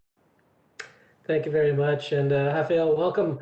You have a short notice opponent for this one. Have you had a lot of time? Have you had a chance to scout Pat? And what are your thoughts on him as an opponent? If you could repeat the question there. ¿Qué está esperando del oponente? ¿Qué quiere hacer usted con el oponente? Tô esperando nada demais. Ele é cara bom, mas bom para ele, não para mim. He's a good fighter, but he's not better than me. How much of an obstacle is it to get an opponent this short notice? And does that make you just focus entirely on yourself? Que si que el oponente agarró la pelea rápido, le afectó usted para algo, ¿no? Não. Eu tô pronto, tô me sentindo muito pronto. Pode ter certeza que vai ser grande show. I'm ready for make a big show for you guys. And you're both making your debut in this fight. Do you feel your Contender Series experience will give you an advantage? Que si haber ganado la Contender Series le dio una ventaja para esta pelea. Isso é verdade. Eu lutei já. Essa vai ser a terceira vez que eu vou estar lutando na frente do Don White. Eu não estou sentindo nenhuma grande pressão, mas eu acredito que o meu adversário vai sentir muito. I feel very comfortable because I won in Dana White Contender, and I feel comfortable here with you guys in UFC. Is there any disappointment in losing Mike Trizano as an opponent because of, his Ultimate Fighter background? Que si tiene algún problema que no tenga, que Trizano no haya peleado antes aquí, que si quiere alguien mejor. Hoje eu me vejo bem melhor, bem mais preparado. Pode ter certeza que vai ser grande gol e nada vai me segurar. He's a nice guy. I'm ready for fight with everyone you won in the top 10. I'm ready for the beginner or the top guys you got. All right, last one for me. How do you see this fight playing out? Sorry? How do you see the fight playing out? ¿Qué piensa hacer la pelea? ¿Cómo va a ser el plan de la pelea? Eu acredito que vai ser nocaute na minha área de trocação do strike, onde eu me sinto bem melhor. E pode ter certeza, se ele tentar me colocar para baixo, ele vai ser finalizado. Então é melhor ele deixar o nocaute a ele. I'm a striker fighter. I feel really comfortable fighting on top. But if you want to go down, go to the ground, I'm going to finish him. All right, thanks very much. Best of luck on Saturday. Thank you. That's it. Thank you. We'll take our next questions from Keith Schillen with Sherdog. Your line is open. Hey, Rafael, how are you? Good. My first question, you're on a 5-fight winning streak. You look like a completely different fighter than you have in the past. What do you credit for such big improvement? Es un luchador diferente con lo que ha peleado antes, que cree que puede hacerle para usted difícil. Cada luta que passa minha é diferente. Pode ter certeza que essa vai ser mais show diferente para os fãs, para o UFC e para o mundo. Every fight is different, but I'm ready for everyone. If he want to fight in the ground, because his plan, I'm ready for him. And when you came up on the regional scene, you did a lot of high flying attacks, flying knees, spinning attacks. You didn't really show that in the Contender Series. Any chance we see a little bit more of that, like capoeira style stuff? Que ellos siempre vieron que lanza rodillas voladoras, codo, tal, que si va a mostrar más o menos lo mismo. Então, no Contender eu lutei mais pelo contrato, mas agora no UFC vocês vão ver o que é show. Tanto faz de trocação, jiu-jitsu e na parte de backflip. When I fought in Contender, I fought for the contract. But now in UFC, you're gonna see a real show. You wanna know with Rafael had for you. Good luck to you, sir. Thank you. And we'll take our final questions from Gavin Porter with UFC.com. That's actually me here, so it's just still look good. Thank you, Samir. So during your 5-fight win streak, what has been the biggest piece to you getting that win streak, and what was the biggest momentum that you felt during that time? Para esta pelea, que va a ser lo más impresionante que puede traer, que es lo mejor que puede ser para. Eu acredito que eu vou nocautear rápido esse cara. E pode ter certeza que vai ser com um chute na cabeça, que é a minha área. I'm gonna take a KO for that guy with a high kick, with a kick in the head. He's practiced a lot and he's doing perfect. I wanted to ask, you're an MMA master, yeah? Yes, we're MMA master. Yeah, so when you're, what about that camp has helped you really get your career going in this trajectory? Que está en Master, ¿cómo siente el campamento que hizo en MMA Master? ¿Cómo siente ahí? MMA Master é uma equipe que é onde eu tenho os melhores treinadores de jiu-jitsu, de trocação, de preparação física. E estou me sentindo muito bem para essa luta. Pode ter certeza que vai ser um grande show. I'm very comfortable in MMA Master because we have the best coach in jiu-jitsu, the striking coach, the conditioning coach. I'm ready for this fight, 100%. Never been like this before.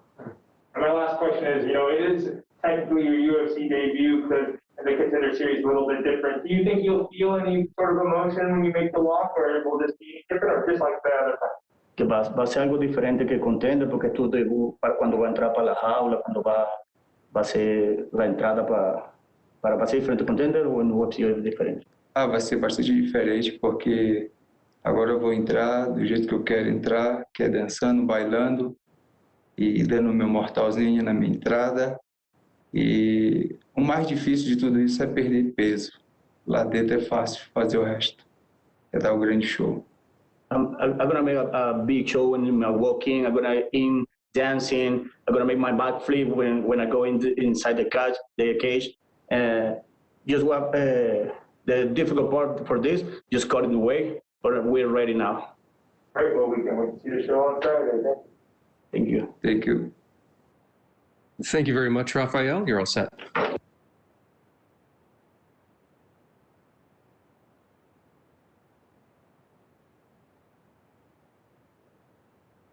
We will be joined momentarily by UFC heavyweight Tom Aspinall.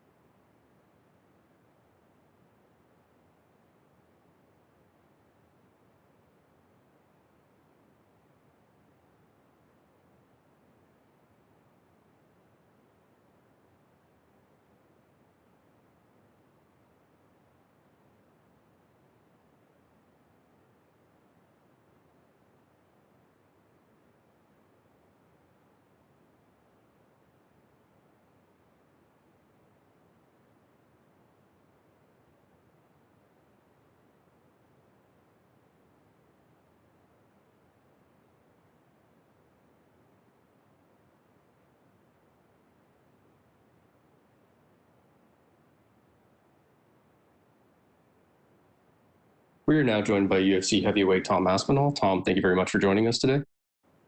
Thank you very much for having me. Thank you. We'll take our first questions from Jay Anderson with Cageside Press. Your line is open.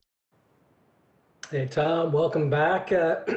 Let's not dance around it. Here you are entering fight number 12 of your pro career, and you're fighting a legend of the sport in Andrei Arlovski. What's that feeling like?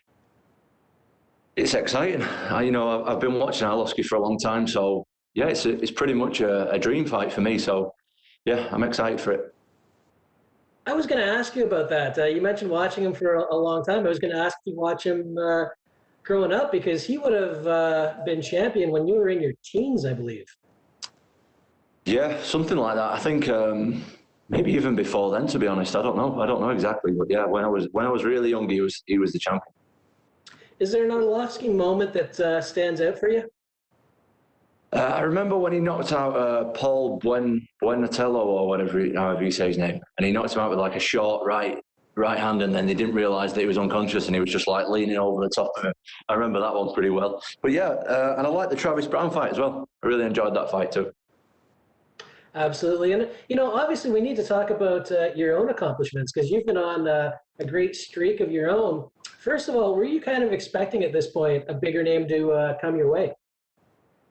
Not really. I wasn't really expecting anything. To be honest, I was planning on taking it quite slow, but when you get offered someone like Arlovski, who I've been watching for so long and stuff like that, I just can't really say no to stuff like that. So I wasn't really thinking about it too much, but when I got offered it, I said yes straight away.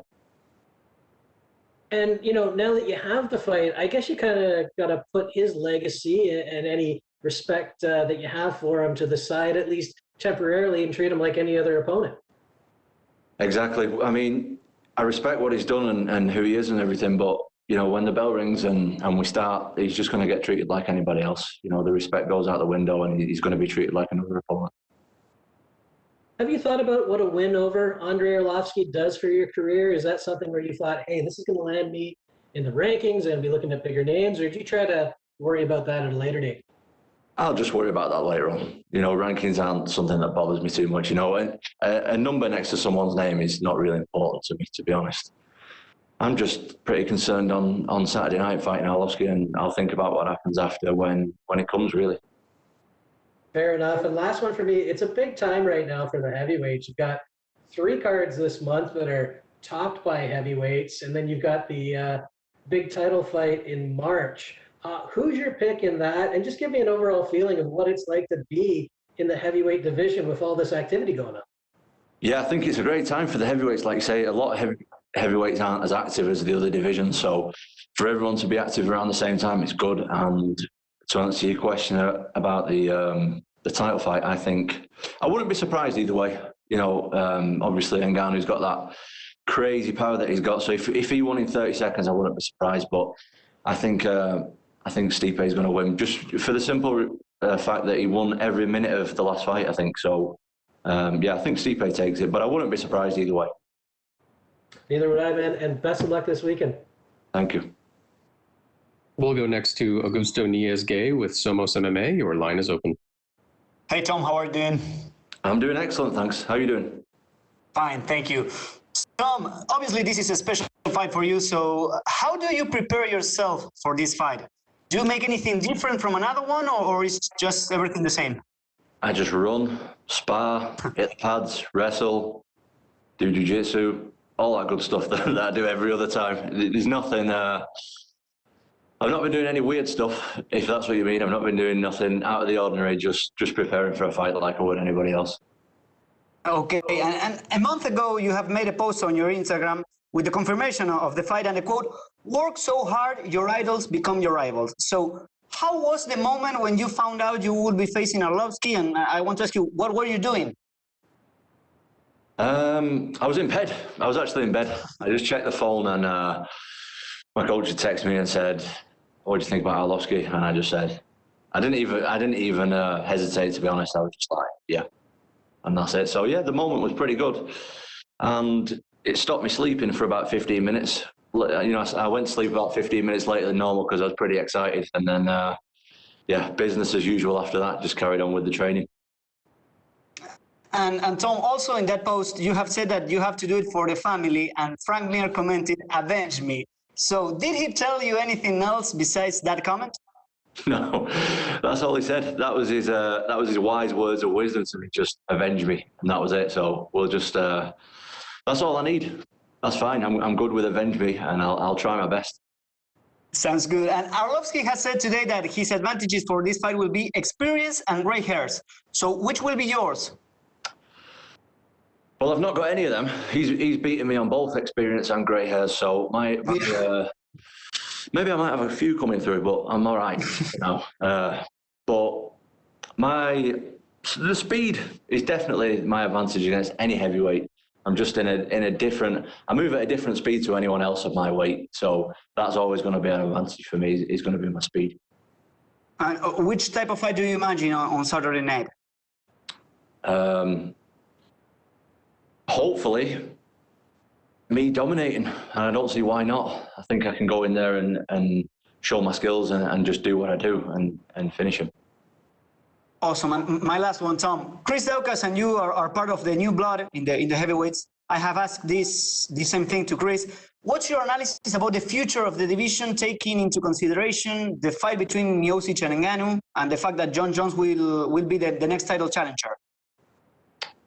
Like I say, Chris is a new guy coming up, same as me, so I'm sure we'll meet down the line at some point. But yeah, I mean, the division's getting a lot more exciting now with, like I say, people like Jon Jones coming in and stuff like that. So very exciting times for the heavyweight division. Good time to be a heavyweight, I think.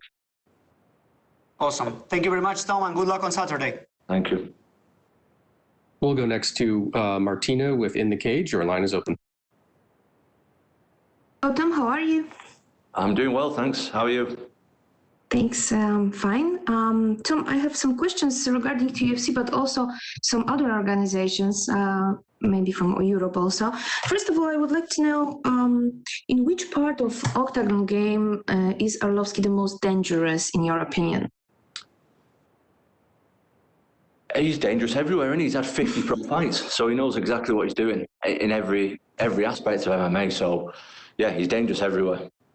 Okay. Who would you consider as an MMA prospect in heavyweight outside of UFC? Outside of the UFC? Oh. To be honest, MMA outside of the UFC, I don't really watch it too much. So I couldn't really tell you, to be honest. I don't really know.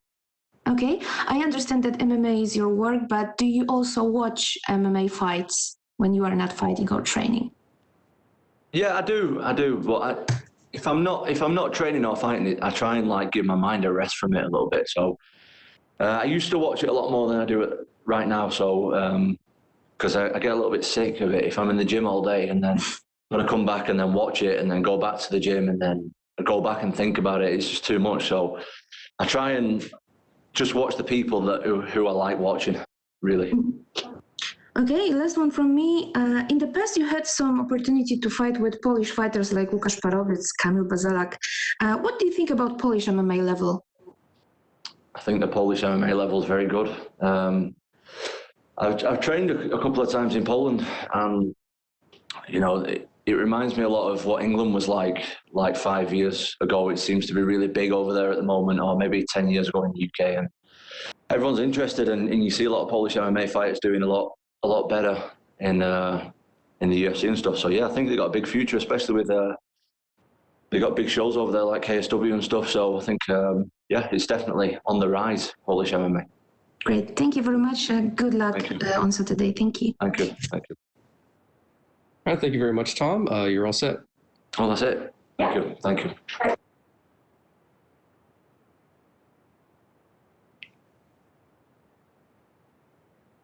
We will be joined shortly by UFC heavyweight Derrick Lewis.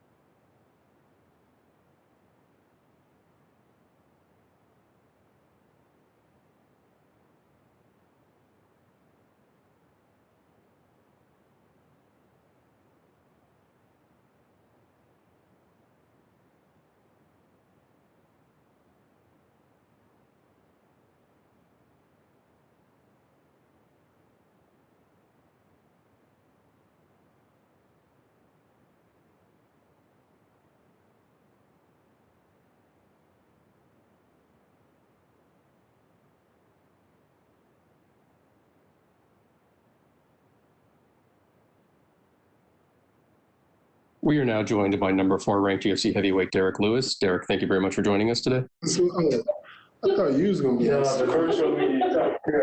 what's up? We'll take our first questions from Damon Martin with MMAfighting.com. Your line is open. Hey, Derrick, how are you?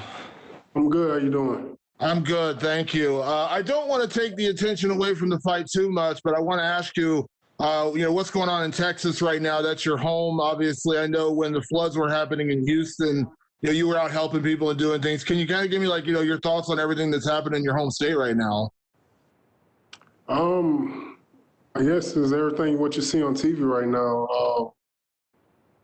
Everyone really stuck at home and depending on the higher power, I guess the governor and the mayors and everything trying to control or sort out the problems that they have, because right now it really looks like it's more political than a real disaster, so I really don't know. So my family is good right now, so I'm just going to keep it moving.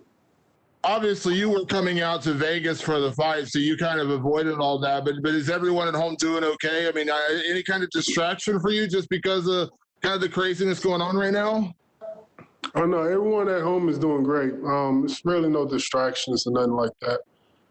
We're going to make it through. We've been on foot. Any city that's been through more disasters than the last 5 years is Houston. So I'm pretty sure we're going to make it through.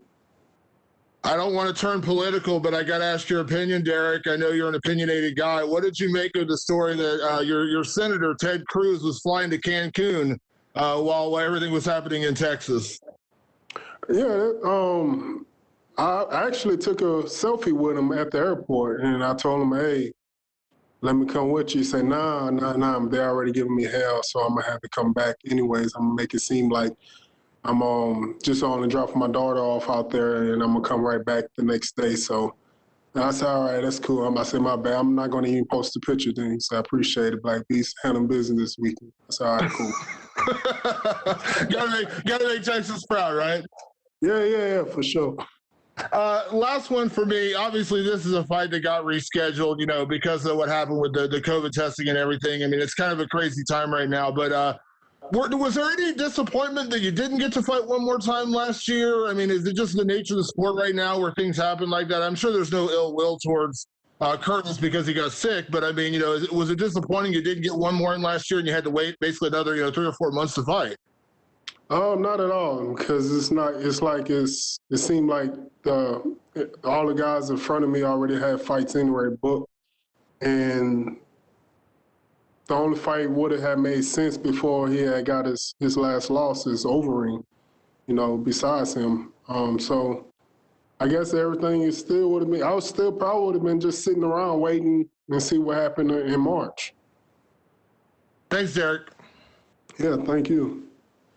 We'll take our next questions from Pablo Santamaria with Noti MMA Ecuador. Your line is open. Ecuador. Me.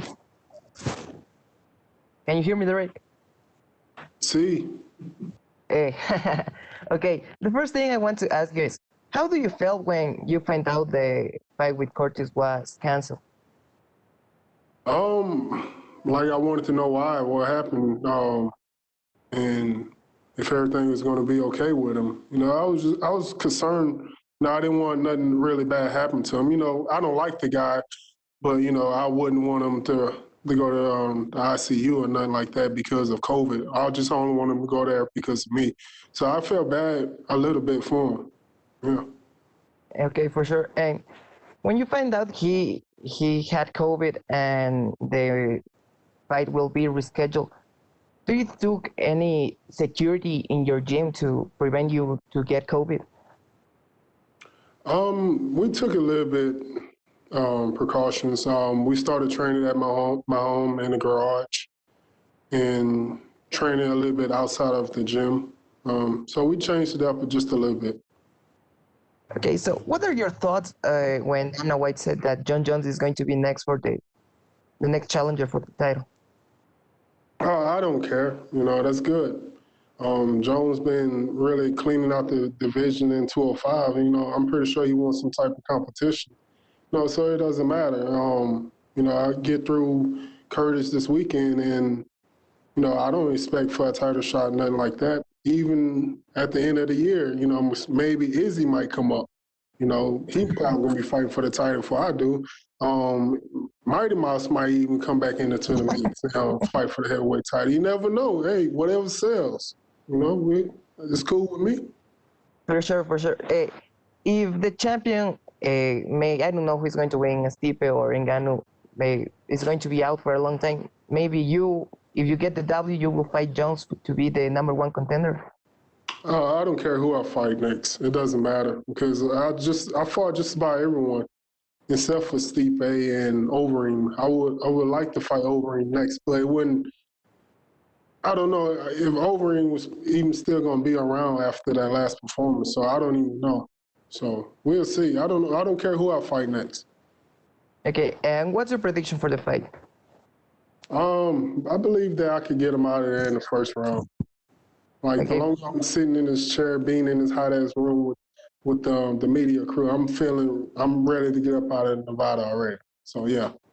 Okay, the last time you sent greetings to Ecuador and everybody was talking about the interview I had with you. Would you like to send another message to your Ecuadorian fans because they were very happy and rooting for you? Yeah.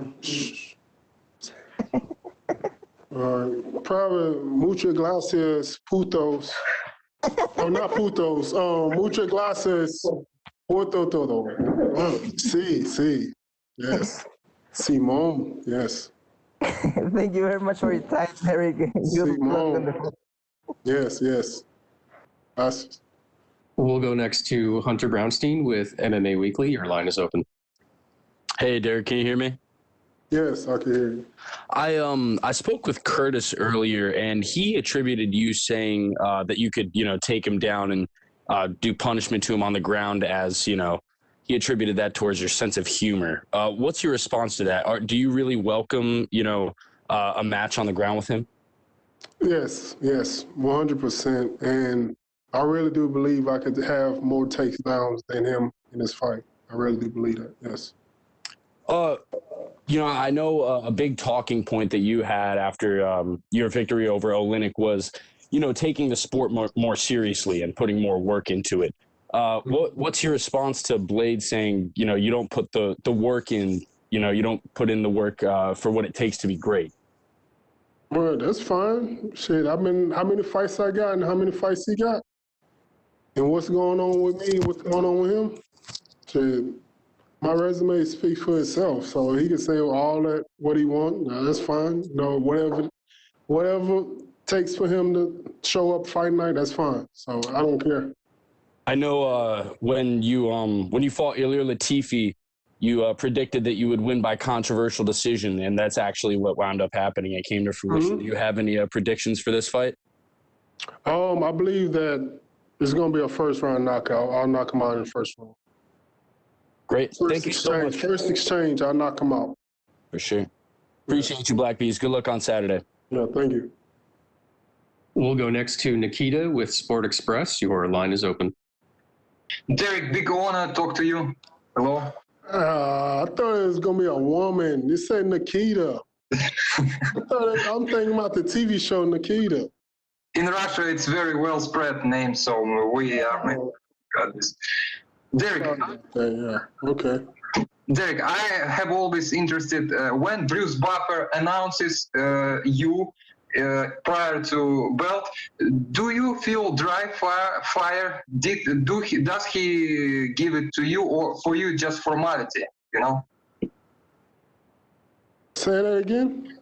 When Bruce Buffer announces you, have you ever felt fire, drive, or for you it's just more formality and you're completely in your own thoughts and you don't pay attention to him? Whenever Bruce Buffer announces me and all that, yeah, I still get chills and goosebumps. It's a crazy feeling, I say this all the time. It's like I don't even supposed to be here, and just it's been a cool ride, cool journey, and hopefully I can continue that. Derrick, I always thought that you have very underrated kicks. I think they're very athletic, very lightning fast. You have good power, but have you ever visualized high kick knockouts? And maybe now you have some, combinations in training and you can force high kick knockout in the fight? Yes, actually, I got 2 knockouts by head kicks in the gym. So hopefully I can really transfer that over. Maybe Saturday if I decide on doing it. But I really want to work on my All-American wrestling that I've been working on. So yeah, we'll see. Derrick, you have one of the most legendary win celebration after the fight when you hit yourself to the chest and then fell down. I always was interested, what do you feel to your opponent in that moment? Just bloody satisfaction, anger, superiority? Can you describe your feelings in that moment? It's all mixed emotions, it's what I had left in the tank. That's what I'm putting out onto the canvas, so whatever I got left, sometimes you might see me barely even doing it. So it's like, I'm tired, so I'm still gonna do it though. So there's always some, I'm just letting whatever I got left in the tank out on the canvas. Derrick, when you go to fight, what the last thing your beautiful wife usually said to you? Just good luck, or maybe you have some special conversation prior to fight? Of course, we got pillow talk going on a couple of weeks before the fight. But yeah, I'm not gonna kiss and tell. But yeah, she say good luck and some other stuff. I'm not gonna tell you that. Thank you. Derrick, 2 questions about Alexander Volkov fight. Can you come back with your memory in the 3rd round? In what special moment did you feel that you now gonna catch him? Or it just was unpredicted reflex? Can you just recollect this? Spanish, Bob? Say Spanish? What you just said? Espanol? No, say it. Oh, it's just too long to say. Say it again. Say it one more time. Derrick, can you remember 3rd round against Alexander Volkov? Was any special moment when you understood that now you're gonna catch him with that overhand right? Or it just was by instinct, or you just saw some openings maybe? Can you describe your feelings? That's fine. It's too much to say in Spanish. Just a little bit. Vi la oportunidad. Okay.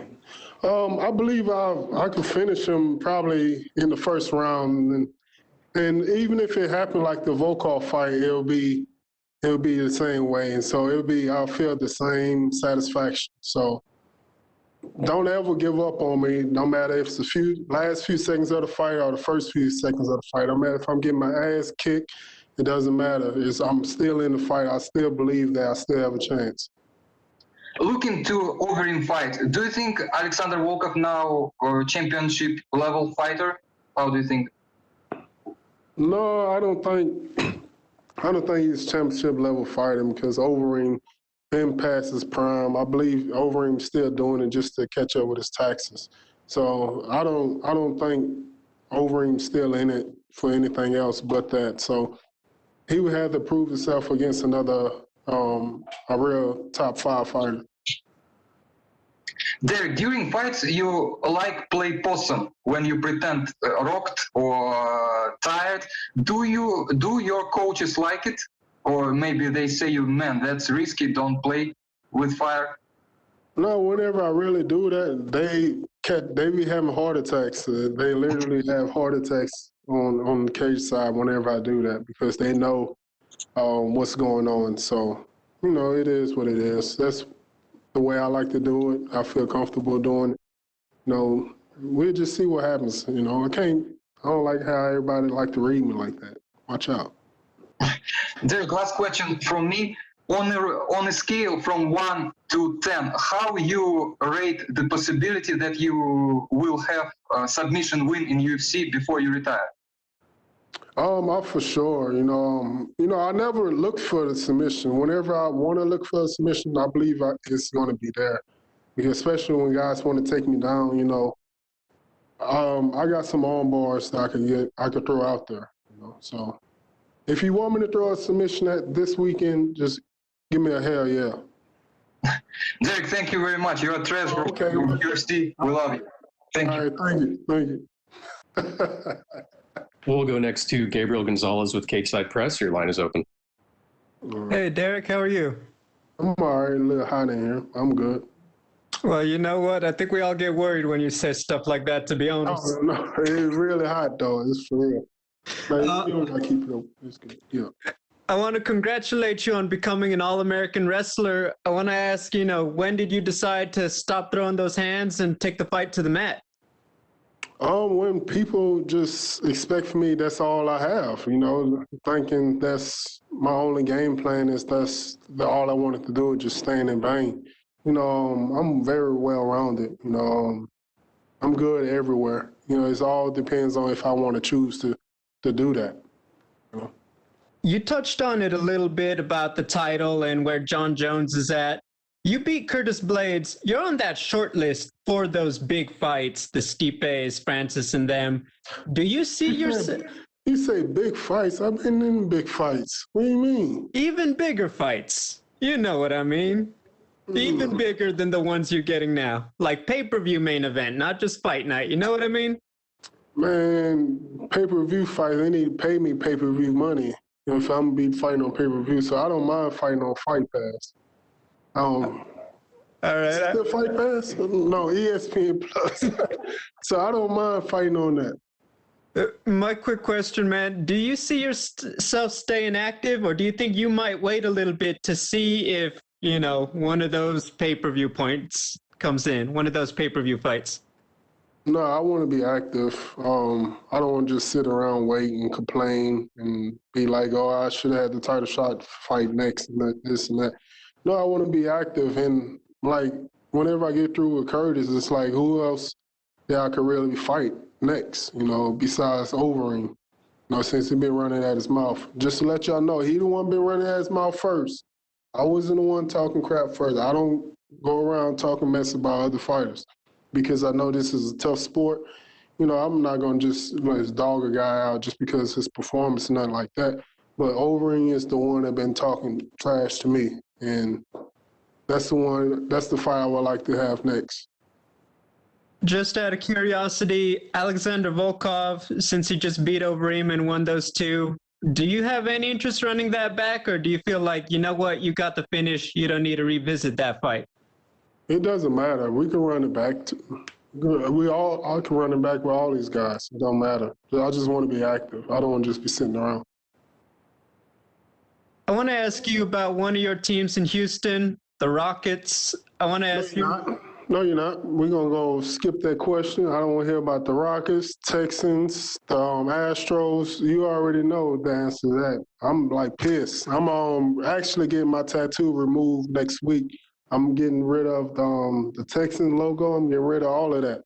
And I already told my wife, do not send me out no clothes that got any of the sport teams on it because I'm not wearing it, and I really don't want it in my house. I don't wear their beanies, their hats, their jerseys, nothing. I don't even like seeing a commercial come on my TV anymore. For the record, you're welcome to join the train. We got a lot of great Los Angeles teams over here, man, so you let me know. We'll welcome you to the club. No, I don't like the Los Angeles team. I'm a LeBron fan, though, but I don't like, I don't like all that. Let me know if you ever change your mind. Final question, man. Just Stipe or Francis, who wins next month?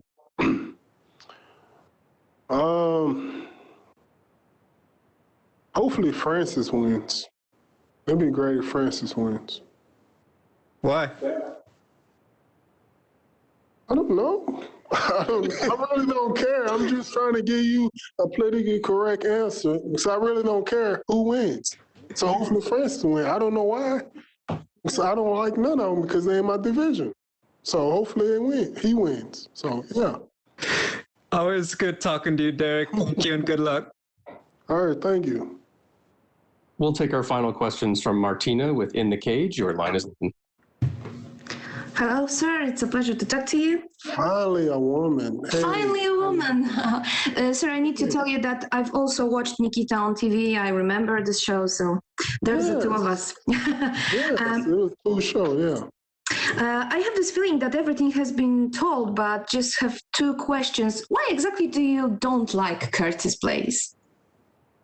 Because he's a guy that I'm going against. You know, I can't be real friendly with these guys whenever I face them. You know, I don't have nothing against. I don't even know the guy. I just finally found out how he talks this week, because I never even heard his voice before. And so I really don't even know anything about him. So I just don't like him because that's the guy I'm facing next. That's all. Of course. And the last one, you have wins over Marcin Tybura from Poland and also Blagoy Ivanov, and now we will see these two together in the cage. Can you share your thought about this fight, and maybe you have some favorite in this fight? Tybura and the Blagoy Ivanov. Ivanov? Blagoy fighting this week? No, this week. Not this week, UFC 260. Oh, I didn't know they was fighting Ivanov and what's the other guy? Tabor? I believe Ivanov would take that one. Yeah, I believe Ivanov would take it. He's a tough guy. He might rock him in there, but he's never out of the fight still. Yeah, he's tough. Okay, fantastic. Thank you very much. Have a great fight on Saturday. All right, thank you. Thank you very much, Derrick. You're all set. All right, thanks.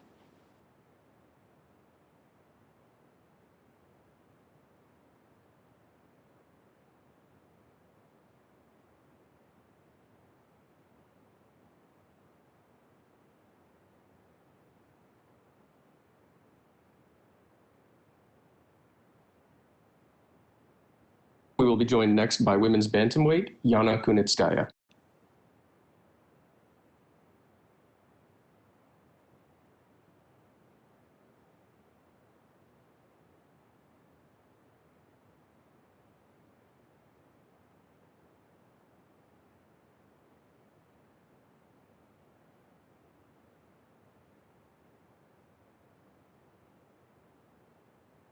We are now joined by number 7 ranked women's bantamweight Yana Kunitskaya. Yana, thank you very much for joining us today.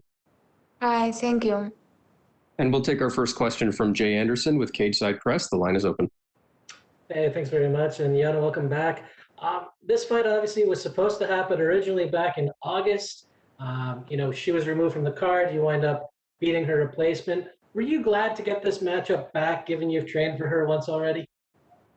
Yeah, you know, I was ready for any opponent. We didn't ask UFC for any specific name, but I'm really happy that they give me opportunity back. I'm very happy that I have tough opponent and big challenge, and it's making me very excited.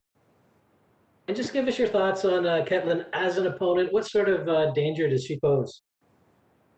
You know, she's very well rounded, and I prepare for a tough fight and for every aspect of the game. But I think her game plan will be to put me down, and we prepare for this.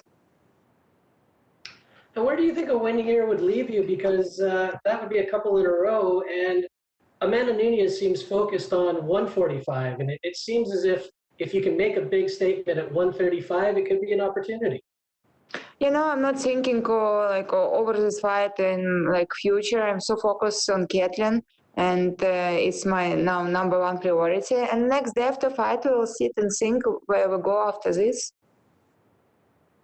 And one more, you know, and this is maybe a further in the future kind of question, not immediate, but I mean, when you came into the UFC, it was the title shot against Cyborg at 145, where you'd fought earlier in your career, and obviously you came back down to bantamweight, but would you ever consider going back to 145 in future?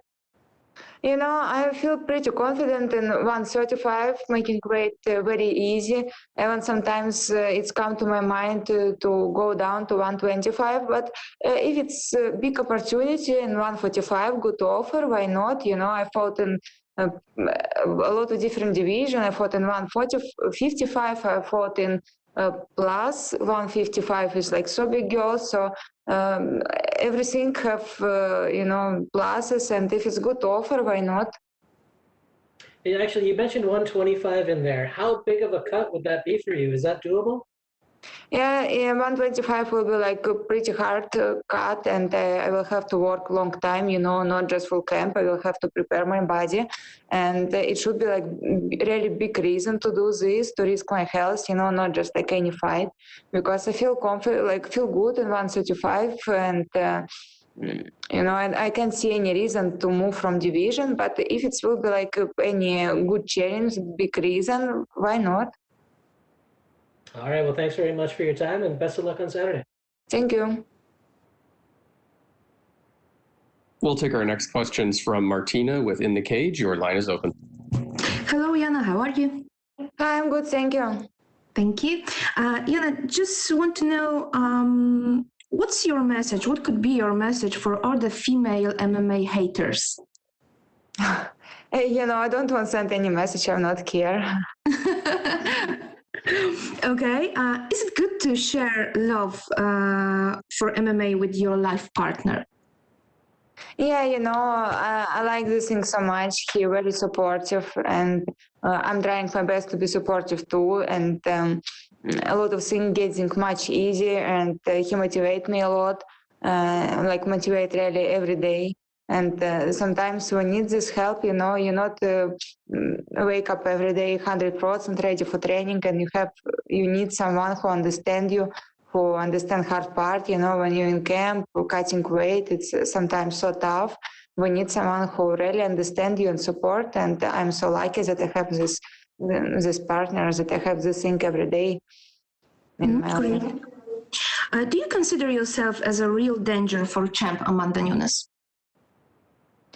I'm not looking over my fight. I'm not thinking about the title shot. We're still not close to be there. I'm number 7, Ketlen number 6. This fight gonna bring me just maybe one position up. So I'm now focused only on my next opponent. I'm not looking to meet Amanda. Of course. Thank you very much. It was a pleasure. Thank you. We'll take our next questions from Gabriel Gonzalez. Your line is open. Hello, Yana. How are you? Hi, I'm good. Thank you. Yana, I was wondering, is it more helpful because I know Thiago has a fight coming up in a few weeks? Is it easier because both of you are kind of training at the same time, or is it sometimes difficult because your attention is kind of divided, focus on him and focus on you? It has some pluses and some minuses, but I think pluses more because we're both in the same routine. Both need to eat, healthy, focus on fights and camp. Some minuses that we can't support each other in some moments because we need focus on our fights, but we do our best. We support each other, trying to do camp as smooth as it can be. And good things that after fights we can rest a little, enjoy life, traveling. And I think it's good part, one of the good part from this. Talking about the bantamweight division, one of the things I noticed is that there haven't been too many fighters new to the title picture at 135. Holly Holm has been at the top for a while, and Jermaine Durandamy. Why do you think that the bantamweight division has not seen too many new women? It feels like compared to the other weight classes, there are not as many new fighters at bantamweight. Why do you think that is? I think because this is first division in UFC, and after UFC open 125, it's still new, so it's why things changing a lot. I think this is the biggest reason. Do you think a win over Ketlen Vieira would put you there to get one of those big fights in the division because she was once right there almost for a title shot too? I'm not looking over this fight, I'm focused only on Ketlen now, so I'm not thinking so much where it's gonna put me. And I don't want fast way to title shot. I want to take my time. Wherever UFC gonna put me, any opportunity, I will use it. My final question, how do you get the victory against Ketlen?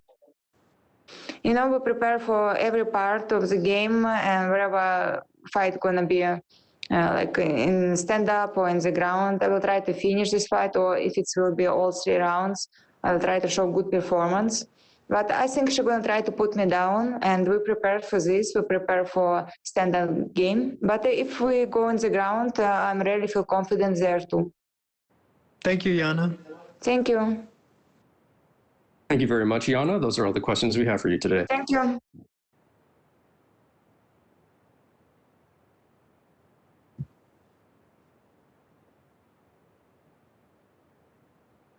We will be joined shortly by Ketlen Vieira.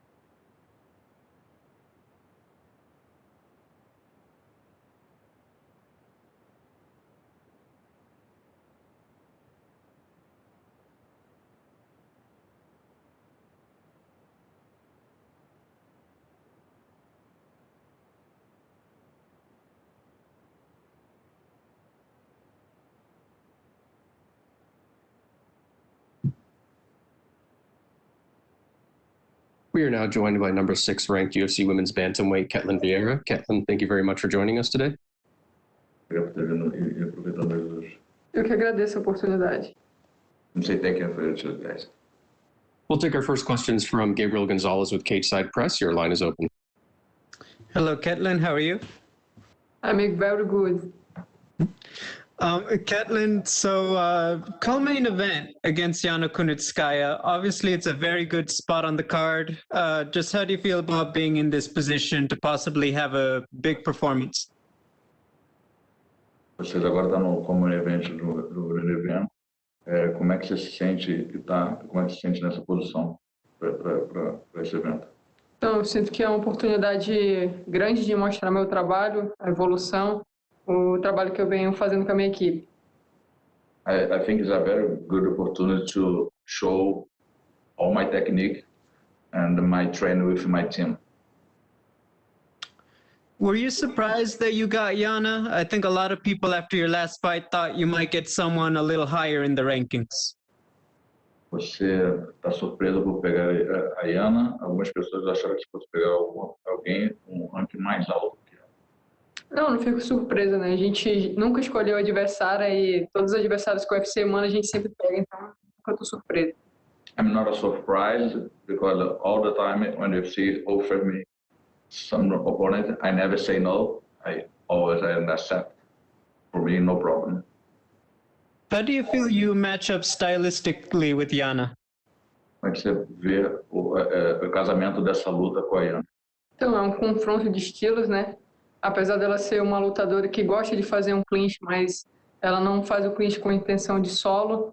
Então, acho que vai ser um confronto de estilo. Ela querendo impor o estilo dela de luta e eu querendo impor o meu. I think it's just different styles, like more standing and like more on the ground. And for sure, we try to put her down and she try keep standing. What would you like to see happen next in the bantamweight division in terms of the title? Do you think that it should go to someone like Holly or Jermaine, or do you feel like you might be able to get in there for a big fight? O que você acha que depois dessa luta vai acontecer em termos de caminhamento para o título, né? Você acha que a Valentina, a Germaine? Então, eu quero pensar no agora, não quero pensar no depois. Eu acho que a minha primeira derrota que eu tive foi porque eu pensei muito no depois, muito no cinturão e eu esqueci que eu tinha que passar da Irene para eu chegar no cinturão. Então agora eu estou focada na Yana.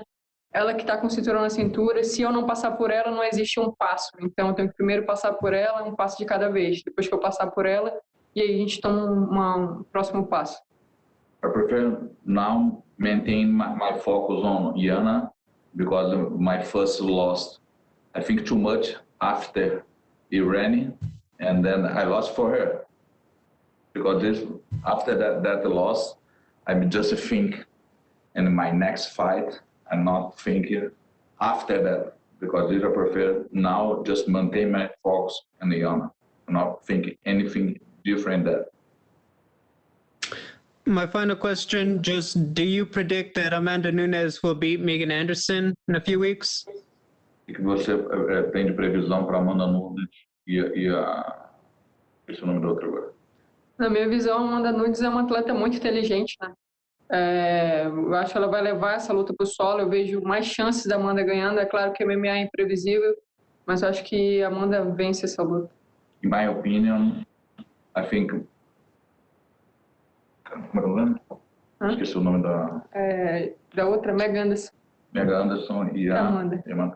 In my mind, I think Amanda will win because she's very smart, very intelligent in that fight. I saw the best way for her put the Megan on the ground and keep the fight there. Thank you, Ketlen, and good luck. Thank you, too. We'll take our next questions from Gavin Porter with UFC.com. So your last win was an emotional victory for you. I remember seeing you backstage after you were so you were crying, you were just feeling the moment. How important was that win for you? Ele viu que na última luta você chorou e não sei o quê. Quão importante foi aquele momento para você? Eu senti como se tivesse saindo o mundo das minhas costas. Foram uma série de coisas que aconteceram antes da luta, marca a luta, desmarca a luta. Fiquei sem o meu principal treinador, que é o Dedé, e por mais que mudasse a adversária, na minha cabeça, se ele estivesse lá, ele ia me dizer o que eu deveria fazer para vencê-la. Então eu não lutei apenas com a Cijara naquele dia, eu lutei com inúmeras situações, então foi muito importante aquela vitória para mim. Eu estava extremamente nervosa, nem na minha estreia no UFC eu tinha ficado tão nervosa assim. I'm very nervous that fight because I feel a lot of pressure because I come from a loss. And then many things were happening in that fight. I lost my head coach there, and then my fights changed a lot because I have one opponent. When I come to the fight, different opponent, change my opponent I'm inside the flight, and I arrive in Abu Dhabi, the opponents change because I feel a lot of pressure because after I won, I cry. And then I wanted to ask you, how do you, now that you've kind of got over that moment, that pressure is now gone because you got back in the win column, you bounced back. How do you ride that momentum into a second victory, keep your streak going? Como você se sente agora? Porque agora você está vindo de uma vitória e um momento diferente, como você vai se sentir com uma segunda vitória agora? Então, eu espero que eu tenha uma performance melhor. Eu treinei bastante para essa luta, né? Pude fazer um camp completo para a adversária, sabendo quem ia ser. Então, eu acho que eu vou estar me sentindo menos pressionado e vou conseguir soltar mais meu jogo. I think for that fight I'm training much better because I have a complete camp with same opponent, not changed, and I'm very prepared for that fight. I'm very prepared to win. And then my last question is, what can fans expect the fight between you and Yana to look like? What's the style going to look like, and why should they watch it? O que os fãs podem esperar de uma luta entre você e Yana com diferentes estilos de luta? Então, por mais que eu esteja na frente dela do ranking, mas é uma diferença mínima, eu sou a 6, sou a 7. Então, o que eu quero, ela também está querendo, então tenho certeza que vai ser uma guerra ali dentro. E eu vou dar meu máximo, eu estou muito focada para essa luta e é uma das lutas mais importantes da minha vida. I think it's the most important fight in my life. I know I'm better hungry than Yana, but a little, but I give to defend the best fight you saw in their life, for sure. Great, thank you. Can't wait to see you on Saturday. Thank you.